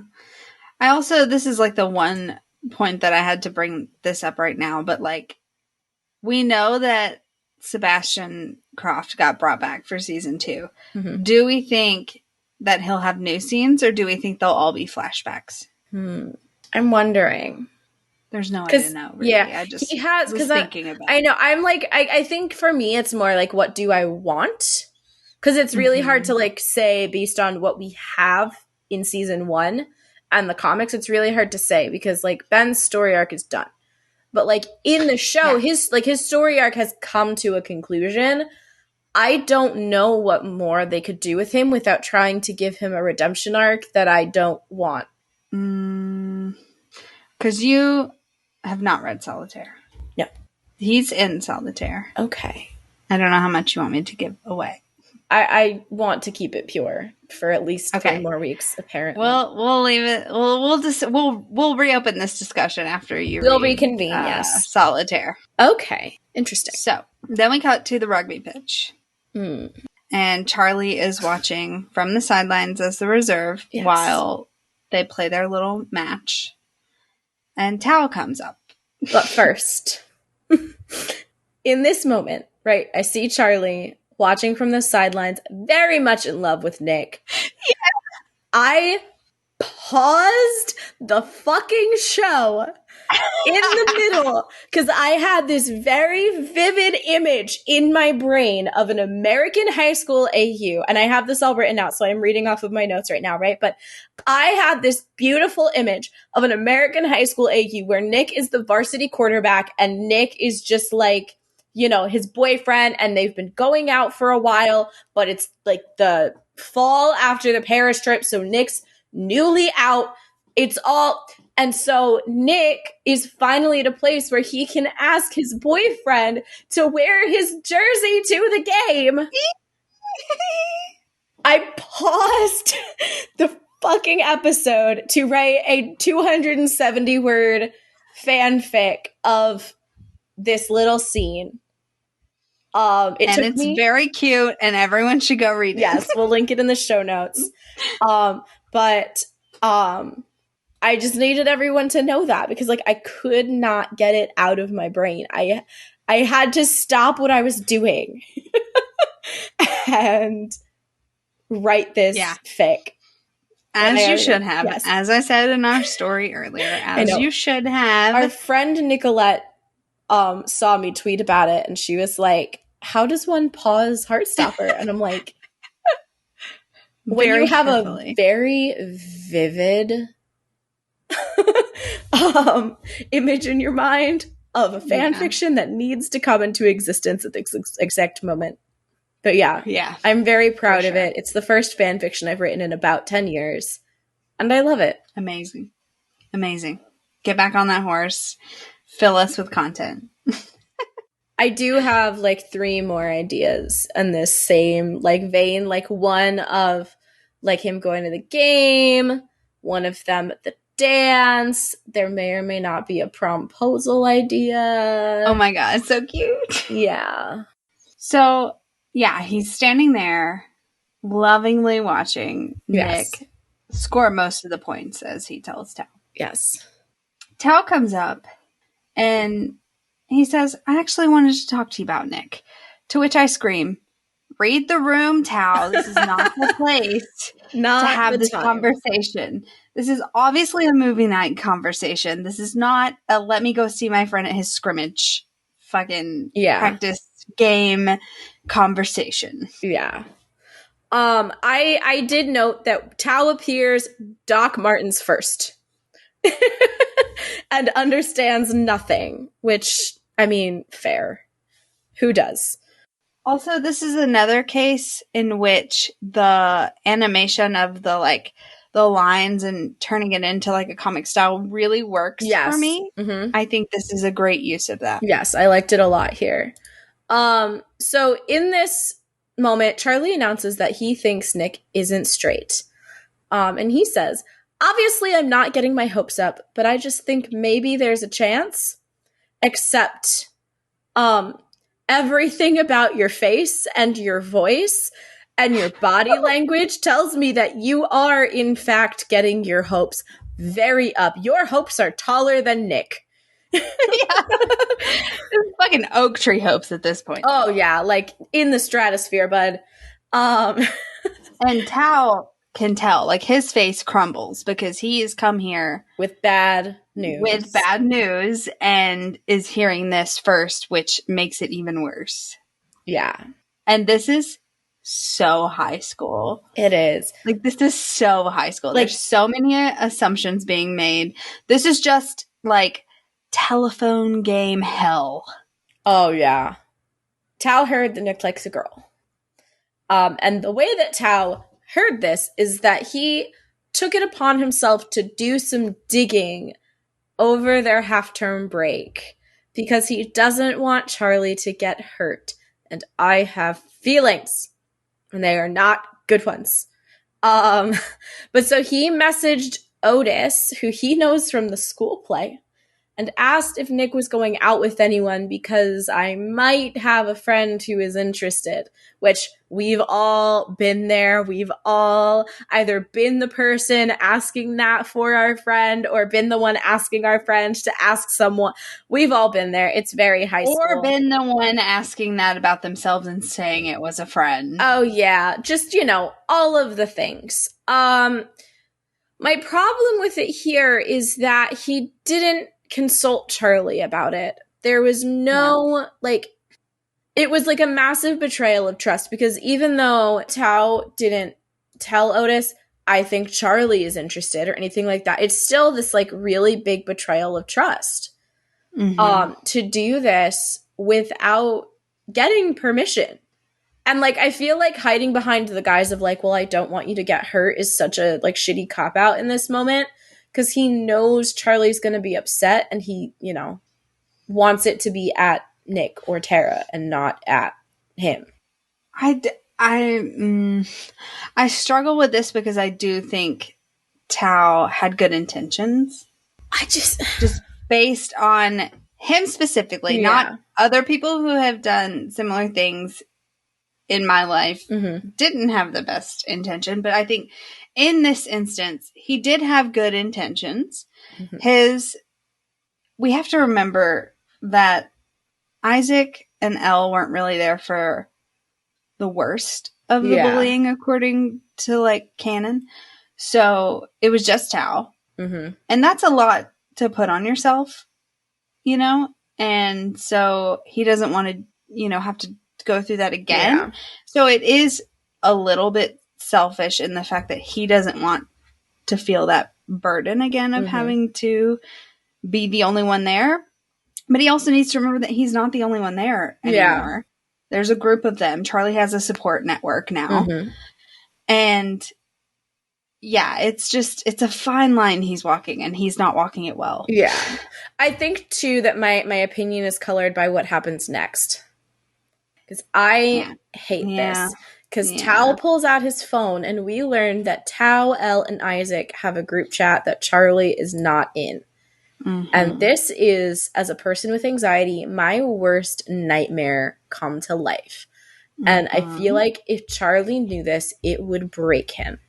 Like, I hate it so much. And, like, I feel like if Tao, kind of like in the first episode, he was just, like, texting Elle, that'd be one thing, right? This is one, right? Yeah. But to start a chat and intentionally exclude Charlie so that you can talk about him.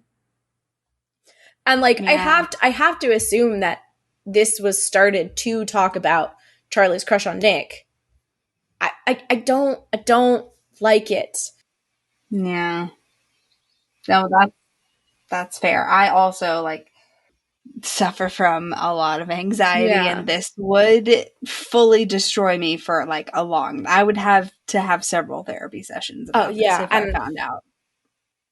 So, and that's me now as a 31-year-old. Yeah. Like, if it was me then, before I really even understood that I had anxiety, that I just, because I didn't at that age know, like, really understand my own mental health. Yeah. I cannot imagine what that would have been like to find out that all of my friends had a chat that I was not included in. It hurts just to think about. And so the messages that we see in this group chat are mostly Tao, which is also telling, especially given the, like, one not Tao response that we see. So we see previous messages that say that Tao says, "We are useless." And then, "Can we just get him a cat? He loves cats." And then Elle says, "His parents would hate you, ha ha ha." Which, is accurate. And I think also is just Elle's way of being like, dude, stop. Shut up. Yeah. I feel like neither Elle nor Isaac were consulted about the formation of this chat and don't want to be there, but also don't want to leave each other, like, don't want to abandon the other. Right. And then Tao says, "Damn it, don't worry, we'll think of something."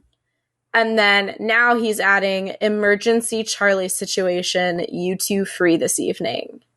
Ugh. Which, like, who gave you the authority to say it was an emergency? Yeah. And I just feel like, yeah, you're right. And I've said it once, I'll say it again, I'm a Tao defender. This episode is not his best. No, it's not. There's not a lot to defend here. It's so hard to be generous at this point with, like, what he's doing. Ugh. So then we get very heavy-handed. Yeah, so we get this intervention at Tao's house, and Tao's only good moment in this episode. In which he dubs himself Charlie's token straight friend. Which speaks to me deeply because, I feel like a lot of media likes to, like, put the token gay friend, yes, and stuff, and I'm like, no, you have never met a queer person in your life. It's always like an army of queer people and the one token straight person. Yeah. Usually, like, one good one you can find. Yes. And, like, usually that person is dating one of the members of the group, and that's the only reason they're there. Or, like, is their very best friend. Yes. Like, has, like, a very deep emotional connection for a long-standing thing. Like, it's someone who is adopted into the friend group as part of a package deal with a queer person. Yes. Yeah, absolutely. I love my husband. He is this person. I was just thinking the same thing. I'm like, yeah, all my queer friends are like, "Zach is so cool. We love him. We want him to hang out with us." And I'm like, but you guys know he's straight, right? Like, I love him, but you want me to bring him to the gay bar? Okay. I'm like, I'm just making sure. Yeah. So we get several good lines in this scene. Yes. We get the Tolkien straight friend line. We get the Isaac saying, "But I want to believe in romance." Yes. Chef's kiss. Yes. Is Also, this the most that we hear Isaac speak the entire season? Is this like the scene with the most Isaac words in it? I can't say 100%, but I believe so. He's very excited in this scene, and he like word vomits when Elle walks in. He also doesn't have a book. Yeah, no, he's fully invested, involved in this conversation. Yeah. Elle comes in, and I just have to say, this color top, beautiful, is gorgeous. Gorgeous. It suits her so well. And it even it does kind of shift color. You can tell, like, when she comes in and the camera's at one angle, and then it's like just slightly a different color from the other angle when the sun's coming through. It doesn't matter. It doesn't matter which one we're talking about. Both of them are fucking gorgeous on Yasmin Finney. Like, please. And the coat. Did you see her coat that she's carrying? I love it. Give me that coat or give me death. It's probably like $2,500, but I'm sure it's insane. By death, I mean financial death. Oh, yes. I do take issue with Elle on one thing. Because she calls Nick the straightest person I have ever seen. And again, no. Yeah. No, just no. I disagree, Elle. And if anyone was going to pick up on it, it would be Elle. Because she clocked Tara and Darcy real quick. Immediately. Yeah. But I guess also if the only contact she has of Nick is with the rugby lads playing, like if that's it, if she never do we confirm that they did have a class together in the comic. Geography. Was it geography? I don't remember. I think so. Yeah. I'm pretty sure. I will, because that's in the bowling alley. It comes up. So it's in the next episode. I will consult the comics for that. But yeah. But if her main context is like PE and rugby, maybe but has she looked at his Insta? Has she spent any time thinking about him outside of that? Because yeah, it's yeah. She does, to her credit, she's really hesitant to kind of buy into this, asking Tara about Nick thing. Again, as someone with anxiety, I'd be like, no, I'm not fucking doing that. Are you kidding me? I don't even know. I can't just walk up to someone who I barely know and be like, do you like this guy? Yeah. No, that's weird. That's weird. That's a weird thing to do. And I do think, too, there's also, this in the back of her mind, knowing that, something is up with her and Darcy, with Tara and Darcy. Yeah. But not wanting to give that away, which is, again, the good and respectful thing to do. Yeah. So, but she also has the line where she says that she doesn't know Tara well enough to ask, and that she's too busy being the mysterious new girl who everyone wants to hang out with, which, on the one hand is a great line, but also breaks my heart because we know that she's had such a hard time making friends. Yeah. But I do love how Tal, his face in response to that line, William Gow, chef's kiss again, mysterious girl. Yeah. It's so good. But she finally agrees to ask if she gets the chance. Because she sees Charlie's face crumble. Yeah. Mm-hmm. She even says, oh, God. Shit. Yeah, she's doing this for Charlie, which I love. And that's the thing that I think is a lot better about how Ella's handling it than how Tao is handling it. Is Tao is doing it for Tao, Ella's doing it for Charlie. But then we get the adorable group hug where Charlie goes to hug her, and then Isaac joins, and Tao doesn't want to, but then Elle asks, and he's like, "Oh, so fine." Can't resist. God. And then conveniently in French class, they're talking about friends and family. Yeah. I love how quickly I love how quickly Tara is to include Elle. It was so sweet. She doesn't even think about it. She's like, yes, please. Yes. Also, Darcy's Je suis très bien en français. I loved it. I loved it so much. Just like, yeah, you are terrible. Even if you think you're great. Did you do French? I didn't. I did Spanish. I did too. But I did ballet, so like I have like a context of French from that.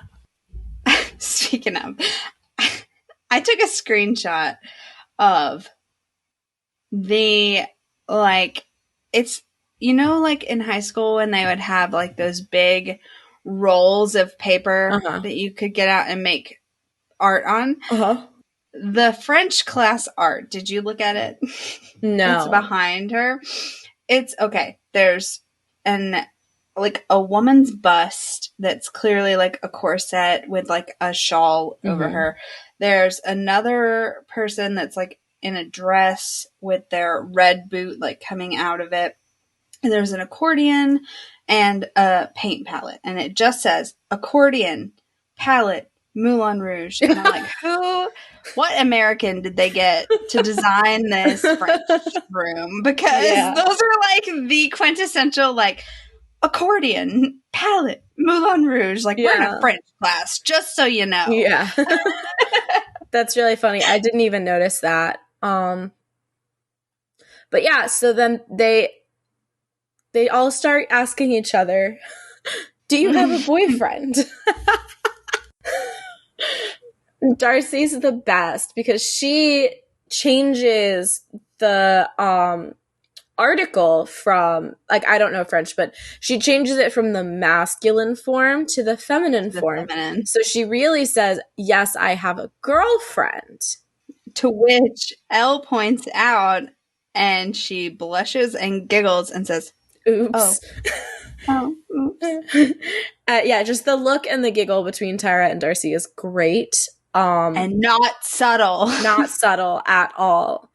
Also, just like a quick sidebar, because the way to say boyfriend or girlfriend is petit ami, which literally translates to little friend. Yeah. Which, because those are two of the words in French that I know separate from each other. And I was like, little friend? Do you have a little friend? Huh? What? Interesting. I don't like it. I'm going to stick with Spanish. Not here for it. I'm going to stick with Spanish. Although Spanish has its own problems. Every language has its own problems. Yes, English included. So then Elle uses the same question to ask Tara, who says no. Not subtle. Better than thank you for being my supportive straight friend. Yeah. And better than changing it to a feminine versus masculine. Just say no. Just say no. Yeah. And Darcy's like, side-eye. He's like, what? It's true. Like, I know. Again, pointing out to Elle that there is something going on here. Oh my god. Then we get Charlie sitting at the desk. This breaks me. His anxiety is palpable. And Nick walks in and sits down and looks over at him, and Charlie fully disassociates. Like, and fully just is gone. And sees in his mind Nick saying, I'm straight, like I only like girls, and if you feel that way, we should just be friends. Like, or no, not even. Maybe we shouldn't even be friends. Yeah. And Nick is so gentle with Charlie here without even really fully understanding what's happening. Which goes back to, again, Nick is just such a pure soul that he's a golden retriever. His initial instinct is just to be so gentle and understanding, and it just warms my heart. Yes. And then fully breaks it with the rest of the show. So yeah. But yeah, so Nick is really concerned about like what is going on in Charlie's brain, like because Charlie has fully left the planet Earth and has moved to planet Anxiety, which, like, relatable. Yeah. But then when he kind of, like, comes back and realizes that that was just his anxiety, he asks if Nick wants to come over and hang out. Which we have already seen Nick at the beginning of this episode wanting to hang out more. Yeah. So his little, like, relieved sigh and smile has a little more weight to it than just situational, because we know that this is something he's already been wanting and trying to figure out how to make happen. Yeah. And then we go back to Higgs. Whoa, boy. There's a lot of back and forth in this episode. It moves so quick. Mm-hmm. And Tara and Darcy are alone in a classroom, being very gay. So gay. So gay. And Elle comes in and says hi, and Darcy says that she was admiring Tara's hands. Because hers get super crusty in the winter, but Tara's stays so soft. And the first time I watched this, I literally said, that's the gayest excuse I've ever heard. Literally word for word, only for that to be said word for word a few minutes later. Yeah. And I was like, aha! Yeah. Like, seriously, her hands are so soft. Way to be straight. Yes. Extremely heterosexual Darcy Olsen. God damn it. Oh my God. So Elle just kind of, like, comes out and says it. Like, I don't know if I've got the wrong idea, but are you guys dating? Yeah. Which is brave. And they admit it. Yeah. It is brave, and the way she said it, like, correct me if I'm wrong. Yeah. She's trying really hard not to make assumptions. Yeah. But also, as another queer person, has to be like, are we on the same page? Yeah. Like, yeah. We've crossed the, like, talking friendship boundary. Now I need to know, like, do I understand you the way I'm understanding you? So yeah, it's, and the look that they give each other, like, should we? Should yeah, it's like the telepathic, like, do we do it? And yeah, and they do. Yeah, and they tell her she's officially part of the inner circle. Officially part of the inner circle. So cute. So cute. I love it. It's great, and, like, it's the beginning of something beautiful.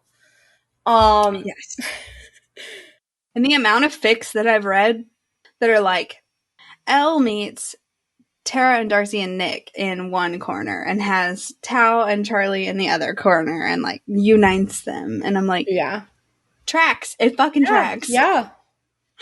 So then we go to the flirtiest scene ever. Flirt. This is one of my favorite scenes from the whole show. It's great.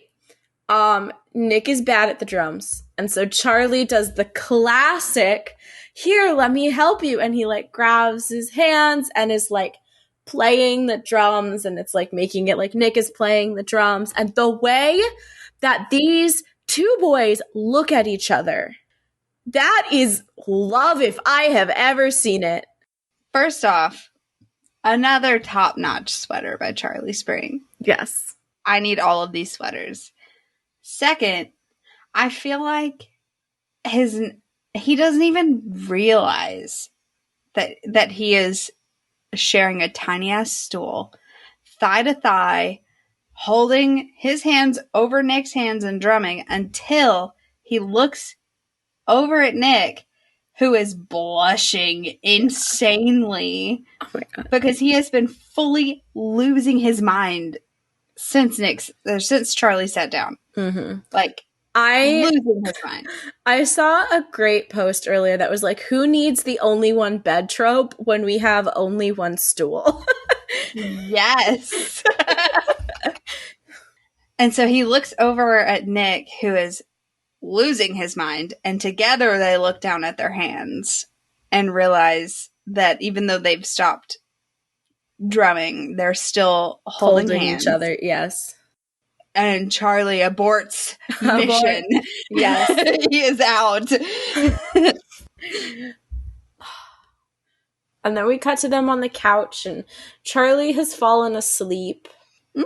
then Nick reaches over, like he wants to go hold Charlie's hand, and there's like a little tiny spark, like animated on the screen, and then he gets scared and he pulls his hand away, but then he tries it. Like, how convenient that Charlie fell asleep. Yes. With his hand just open and waiting.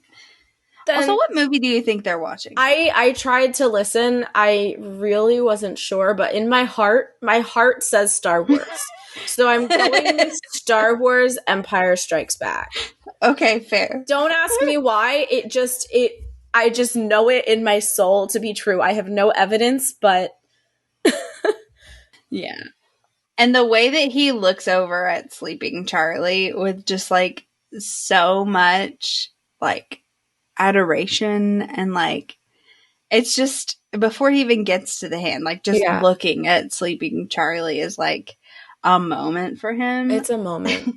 And our friend Eliza said this when we first watched this. I feel like the way that they animated this, where the hands are like glowing when Nick hovers, and there's like lightning bolts and like little firecracker sounds, and like it just does such a good job of like showing you like really what it feels like to be like 16 a first love. Like, you don't really know what's going on, but you know that you really like this person, and like there's something there, and you can feel it, but like you don't know. Like, I just feel like they killed it. They absolutely killed it. Yes. And like the way that like it's like the little tiny like little sparks the first time, and then the full on fireworks the second time. Yeah. Like it's like he's like, oh, I wonder. Oh, I felt something. Oh, let me. Oh no. Yeah. I'm in too deep. Did you see Netflix's little video they made? No, I didn't. They did it for TikTok like way back a long time ago, but I'll have to find it. It's like very much, it's all of these little cuts together and it's like Nick's wrote, like, you know, when you do the text on Snapchat and you can have it read. Yeah. I mean, not Snapchat, TikTok, and it reads. It's like that robot voice, and it's like, I wonder what it would feel like. Oh, that was gayer than I thought it was going to be. Oh, okay, maybe am I gay? I don't know. Like, I'll just have to link you that video because it's just very good. I was like, this is top-notch promo Netflix. Like, you did a good job with this one. Yeah, it was so good, and I was crying. Yeah, this scene, it gets you. And also, like, I feel like thinking about Charlie as someone with anxiety and depression and, like, all of his control issues, like, the fact that he fell asleep is also very telling of, like, how he feels around Nick. But it also goes back to the ED, I think. Yes. As well. Like, not eating and not having energy. Yeah. And how it can wear on you. But the fact that you're right, that he was comfortable enough to fall asleep with Nick. As opposed to being like, oh, I'm tired. Like, you know, maybe we should call it or something. Yeah. Exactly. Which he even says, like, I wish you didn't have to go in the next bit. He's wrapped up in the blanket, and he's so sad that Nick has to leave. And 100% heterosexual Nick Nelson says, you look so cuddly in that. Again, something that no heterosexual male has ever said in their fucking life to another male, to a boy, to another person. Yeah. Did you see Brie? I have already finished my drink. I'm sorry, Brie. Oh, no. I haven't finished my subtle comments yet, so pour another one. Got some more. Yep, I don't think that's my last. It might be. We're nearing the end. Anyway. He can't handle it. He can't handle the cuddleness of Charlie, and he can't keep his hands to himself any longer. Hugs him for a long time. And then I have to assume that what happens is he looks up and he sees Tori, because he then very suddenly like clears his throat and is like, see you Monday, and leaves. I have a different reading. Oh. I think that he didn't think it through. Is very much an impulse hug. Oh. And then it's when Charlie comes out of his shock and hugs him back that it cuts back to Nick's face. And Nick looks up and kind of his breath hitches a little bit like, oh shit, he's hugging me back. And then he's think like, of it that way. Bro, I gotta go. Like, no homo, but I gotta get out of here because I don't know what's going on. But I do have a headcanon about Tori. Ooh. Here. When she pops out later and says that she doesn't think he's straight. My headcanon is that she was in the kitchen. She was refilling her diet lemonade. Yes. And she hears, "You look so cuddly like that." To which she was like, "Gay." So she starts to sneak around the corner and listen to the rest of it and sneaks around and sees the hug. But I never clocked that maybe he saw her. Yeah. I think that she's way too slick for that. That's true. Yeah. I like both of our interpretations. So everyone gets 100%. Everyone gets full credit. Yeah. You've backed it up with textual evidence. But yeah, no, the way that Tori, like as soon as Nick is out the door and the door is shut, we just hear her, I don't think he's straight. Slurp. Slow slurp. That is a judgmental slurp if I ever heard one. Yeah. And then everyone starts crying and doesn't ever stop. Yeah, we get and the tears start. We're in Nick's room. Why Am I Like This starts playing and I start crying, as I've already said. And Nick is looking at his Instagram. And the first picture is from Christian's Instagram. And it's like a picture of all the, like, Nick and the rugby lads. And I can, like, hear what Sarah said in Nick's inner monologue. Like, just the way that he's looking at that picture. And then it cuts. He's hurt. He is. He's hurt looking at that photo. Yeah, and he's, like, realizing, like, no, this isn't me. Which we're also going to see in a little bit. So I'm actually going to go out of order because then later on, after we cut through like the conversation with Charlie in his group chat, Nick then goes to a picture that Charlie posted of him in the snow on their like snow day, so then he closes out of Instagram and goes to his pictures and looks at all of those pictures. Okay, and wait. You can, I have something here. Go about this transition from Instagram to photos. As an iPhone user. Yes. It's been a minute since the snow day. And he has those photos open already. Those photos were open. He's already been looking at them. He's already been thinking about this. All he had to do was switch back over and not scroll up to that day. Yeah. I was like, gay. And the little when he zooms in on Charlie's face, and then he does a little thumb rub down the side of his phone before he switches to the photos. Kills me every time. And, you know, you can see in those pictures of Nick and Charlie, just like the difference in his, like in Nick's demeanor. And it feels more authentic. Like the one with the rugby lads feels like an affectation. And also, the picture of Nick and Charlie and Nellie is a fucking Christmas card, and that is a Christmas card picture.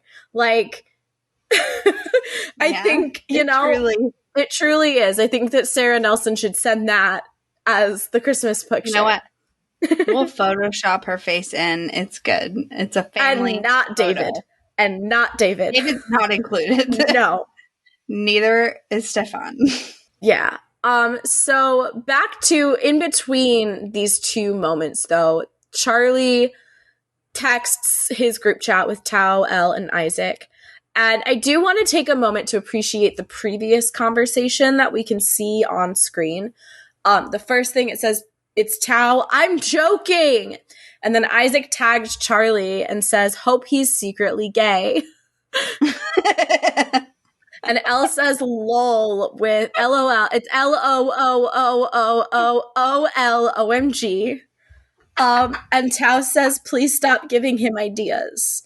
Which I have to assume, like, that Nick stepped away for a moment and Charlie is catching them up on what has happened. Right, yeah. But then now, you know, in this moment, Charlie says, what does it mean when hot straight boy, and the H, S, and B of hot straight boy are in caps, which is important. What does it mean when hot straight boy hugs you for like a full 10 seconds? And in my mind, I say it's because he is gay. It's not straight. Yeah. But Tao responds immediately. There's not even like, how did he even have time to read that? I know. He was probably imagining you were Tara. And I fucking hate it. It's bad, but Elle comes to the rescue. Yes. Because Charlie says, shh, let me dream, which is all of us. And Elle says... Also, I love that she does this in the group chat where Tao can see it. Yeah. Instead of like in like a private message or something. But she says, okay, Charlie, don't ask me how I know this. But Tara definitely doesn't like Nick back. And the way that Charlie sits up, like that man. So fast. Oh my God. He goes from 180 degrees to 90 degrees in like 2 seconds. Yes. He's been doing some, and that's not easy to do on a bed. He's ready for it. And Elle says there's 0 chance of Tara and Nick becoming a thing. Mm-hmm. And then it cuts back to Nick and everyone starts crying again. He is frozen. He's panicking because he's understanding from the feelings that he's feeling looking at these photos of Charlie that it's not platonic. He's starting to understand that something's up. There's something not friendship about this that's happening. He goes over to his beanbag chair that I'm very jealous of. I want a beanbag chair. And grabs his laptop and he starts to type, am I gay? And Why Am I Like This is playing over this whole thing.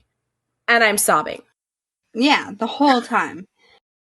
Makes me just want to reach through the screen and hold him and tell him it's all going to be okay.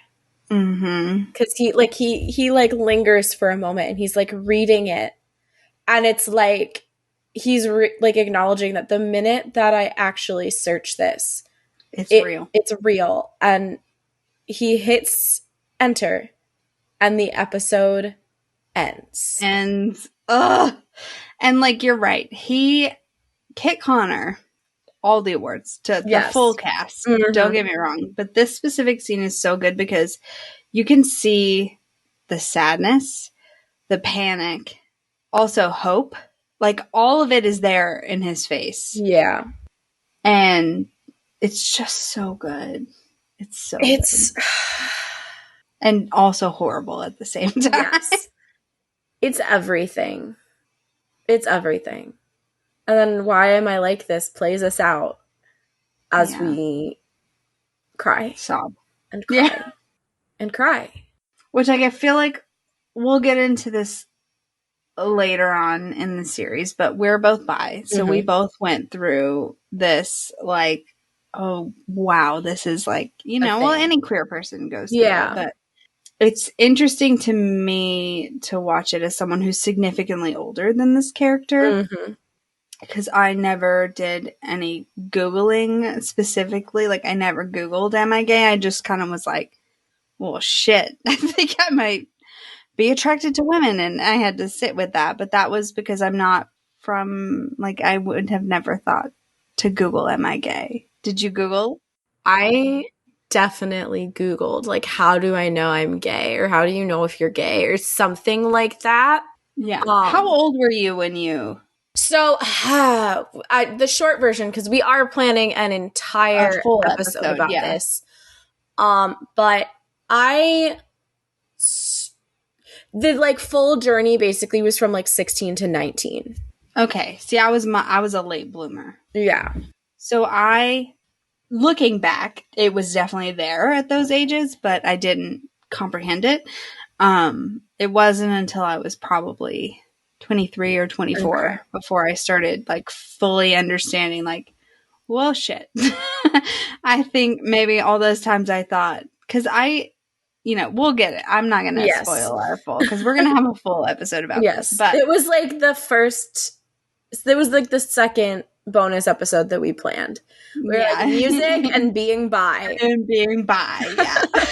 So, but yeah, just to see, like, it's definitely relatable. The panic, the confusion, also the hope, just like trying to grasp it all is very understanding. But the Googling made me feel super old. But also because I was a late bloomer, right? Yeah. So, like, I would have, I just would have never thought. Mm-hmm. But that's specific to my journey. Yeah. Yeah. I definitely did. We have the end credits after that, and we all cry all the way through it. All the way through it. Over. Exactly. So we had discussed before we started this podcast, doing a wrap up with our favorite quote at the end. And we forgot, in all of our excitement, we forgot to do it in episode 1. So we're gonna share our favorite quotes from episodes 1 and 2, and then moving forward, we'll make sure to do this at the end of every episode. So for episode 1, I had 2, so I'm curious to know what yours was. Mine was a landslide, no questions asked. Mm-hmm. Mine is Tori Spring in the kitchen. Was he a knob? Well done. That is a very good one. That one is excellent. I was stuck between 2. I was stuck between, I'm sure you'll get along swimmingly, or you can sit in silence for the rest of the year. It really doesn't affect me in any way whatsoever. Because it just speaks to me so deeply. But then also Charlie saying, so you're saying I am small and weak. The delivery and everything, and like the flirtiness of it was just so good. So good. And I can't choose between those two. I tried. You shouldn't have to pick. Yes.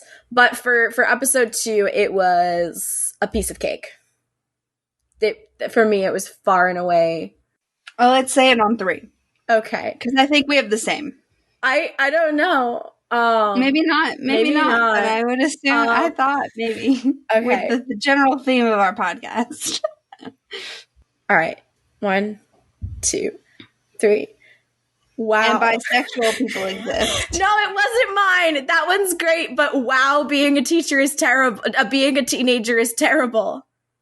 To be fair, I did think maybe that scene would take it for you, but yes. Yeah. And bisexual people exist. I just have to go for that one. I have to go with Mr. Ajay because it's fair. So on a scale of 1 to 5, how hard did your heart stop this time? 4. 4. That's what I had too. I said a solid 4. The fireworks and the glowing hands, it really did it for me. I was very close to cardiac arrest. Oh yeah. Yeah. The Am I Gay really gets you there at the end. Because like as I was watching it, I was like, is this episode really only like a 2? And then the last 5 minutes come in and they're like, hey, in case you didn't remember. It gets me at Charlie's house is when I start to like fully stop breathing and then all the way through the end. Oh yeah. Basically like just hit. Heartbreaking scale is on a 5 though. The heartbreaker scale is a 5. Yeah. Yeah. And this is I will say it's a roller coaster for me. It's up and down the full season because I've already planned. I've already looked. I've already planned this out for myself. I know where I'm going with this scale, and it's going to be up and down. Yeah. The next one's going to be. Yeah. The next one. Yes. Season. Okay, so but after out of all 8 episodes, episode 3 is my favorite. Oh, yeah. Episode 3 is great. I also just really love episode 8. Yeah, great episode. So I think that's everything we have for this episode. And I hope that you have your cuddle buddy, cuddle blanket, cuddle pillow stuff, something that you can cuddle with and cry, as I certainly will be, just wrapping myself in a weighted blanket and crying it out to Why Am I Like This? I hope that you have that. And of course, this is a bi-weekly podcast by two bisexuals who exist.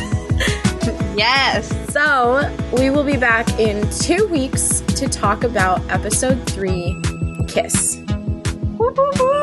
And if you want to follow us online, we are at Why Are We Cast on all platforms. Yes. Including Tumblr now, because I got bored the other day. Yeah. So until next time, bye. Bye.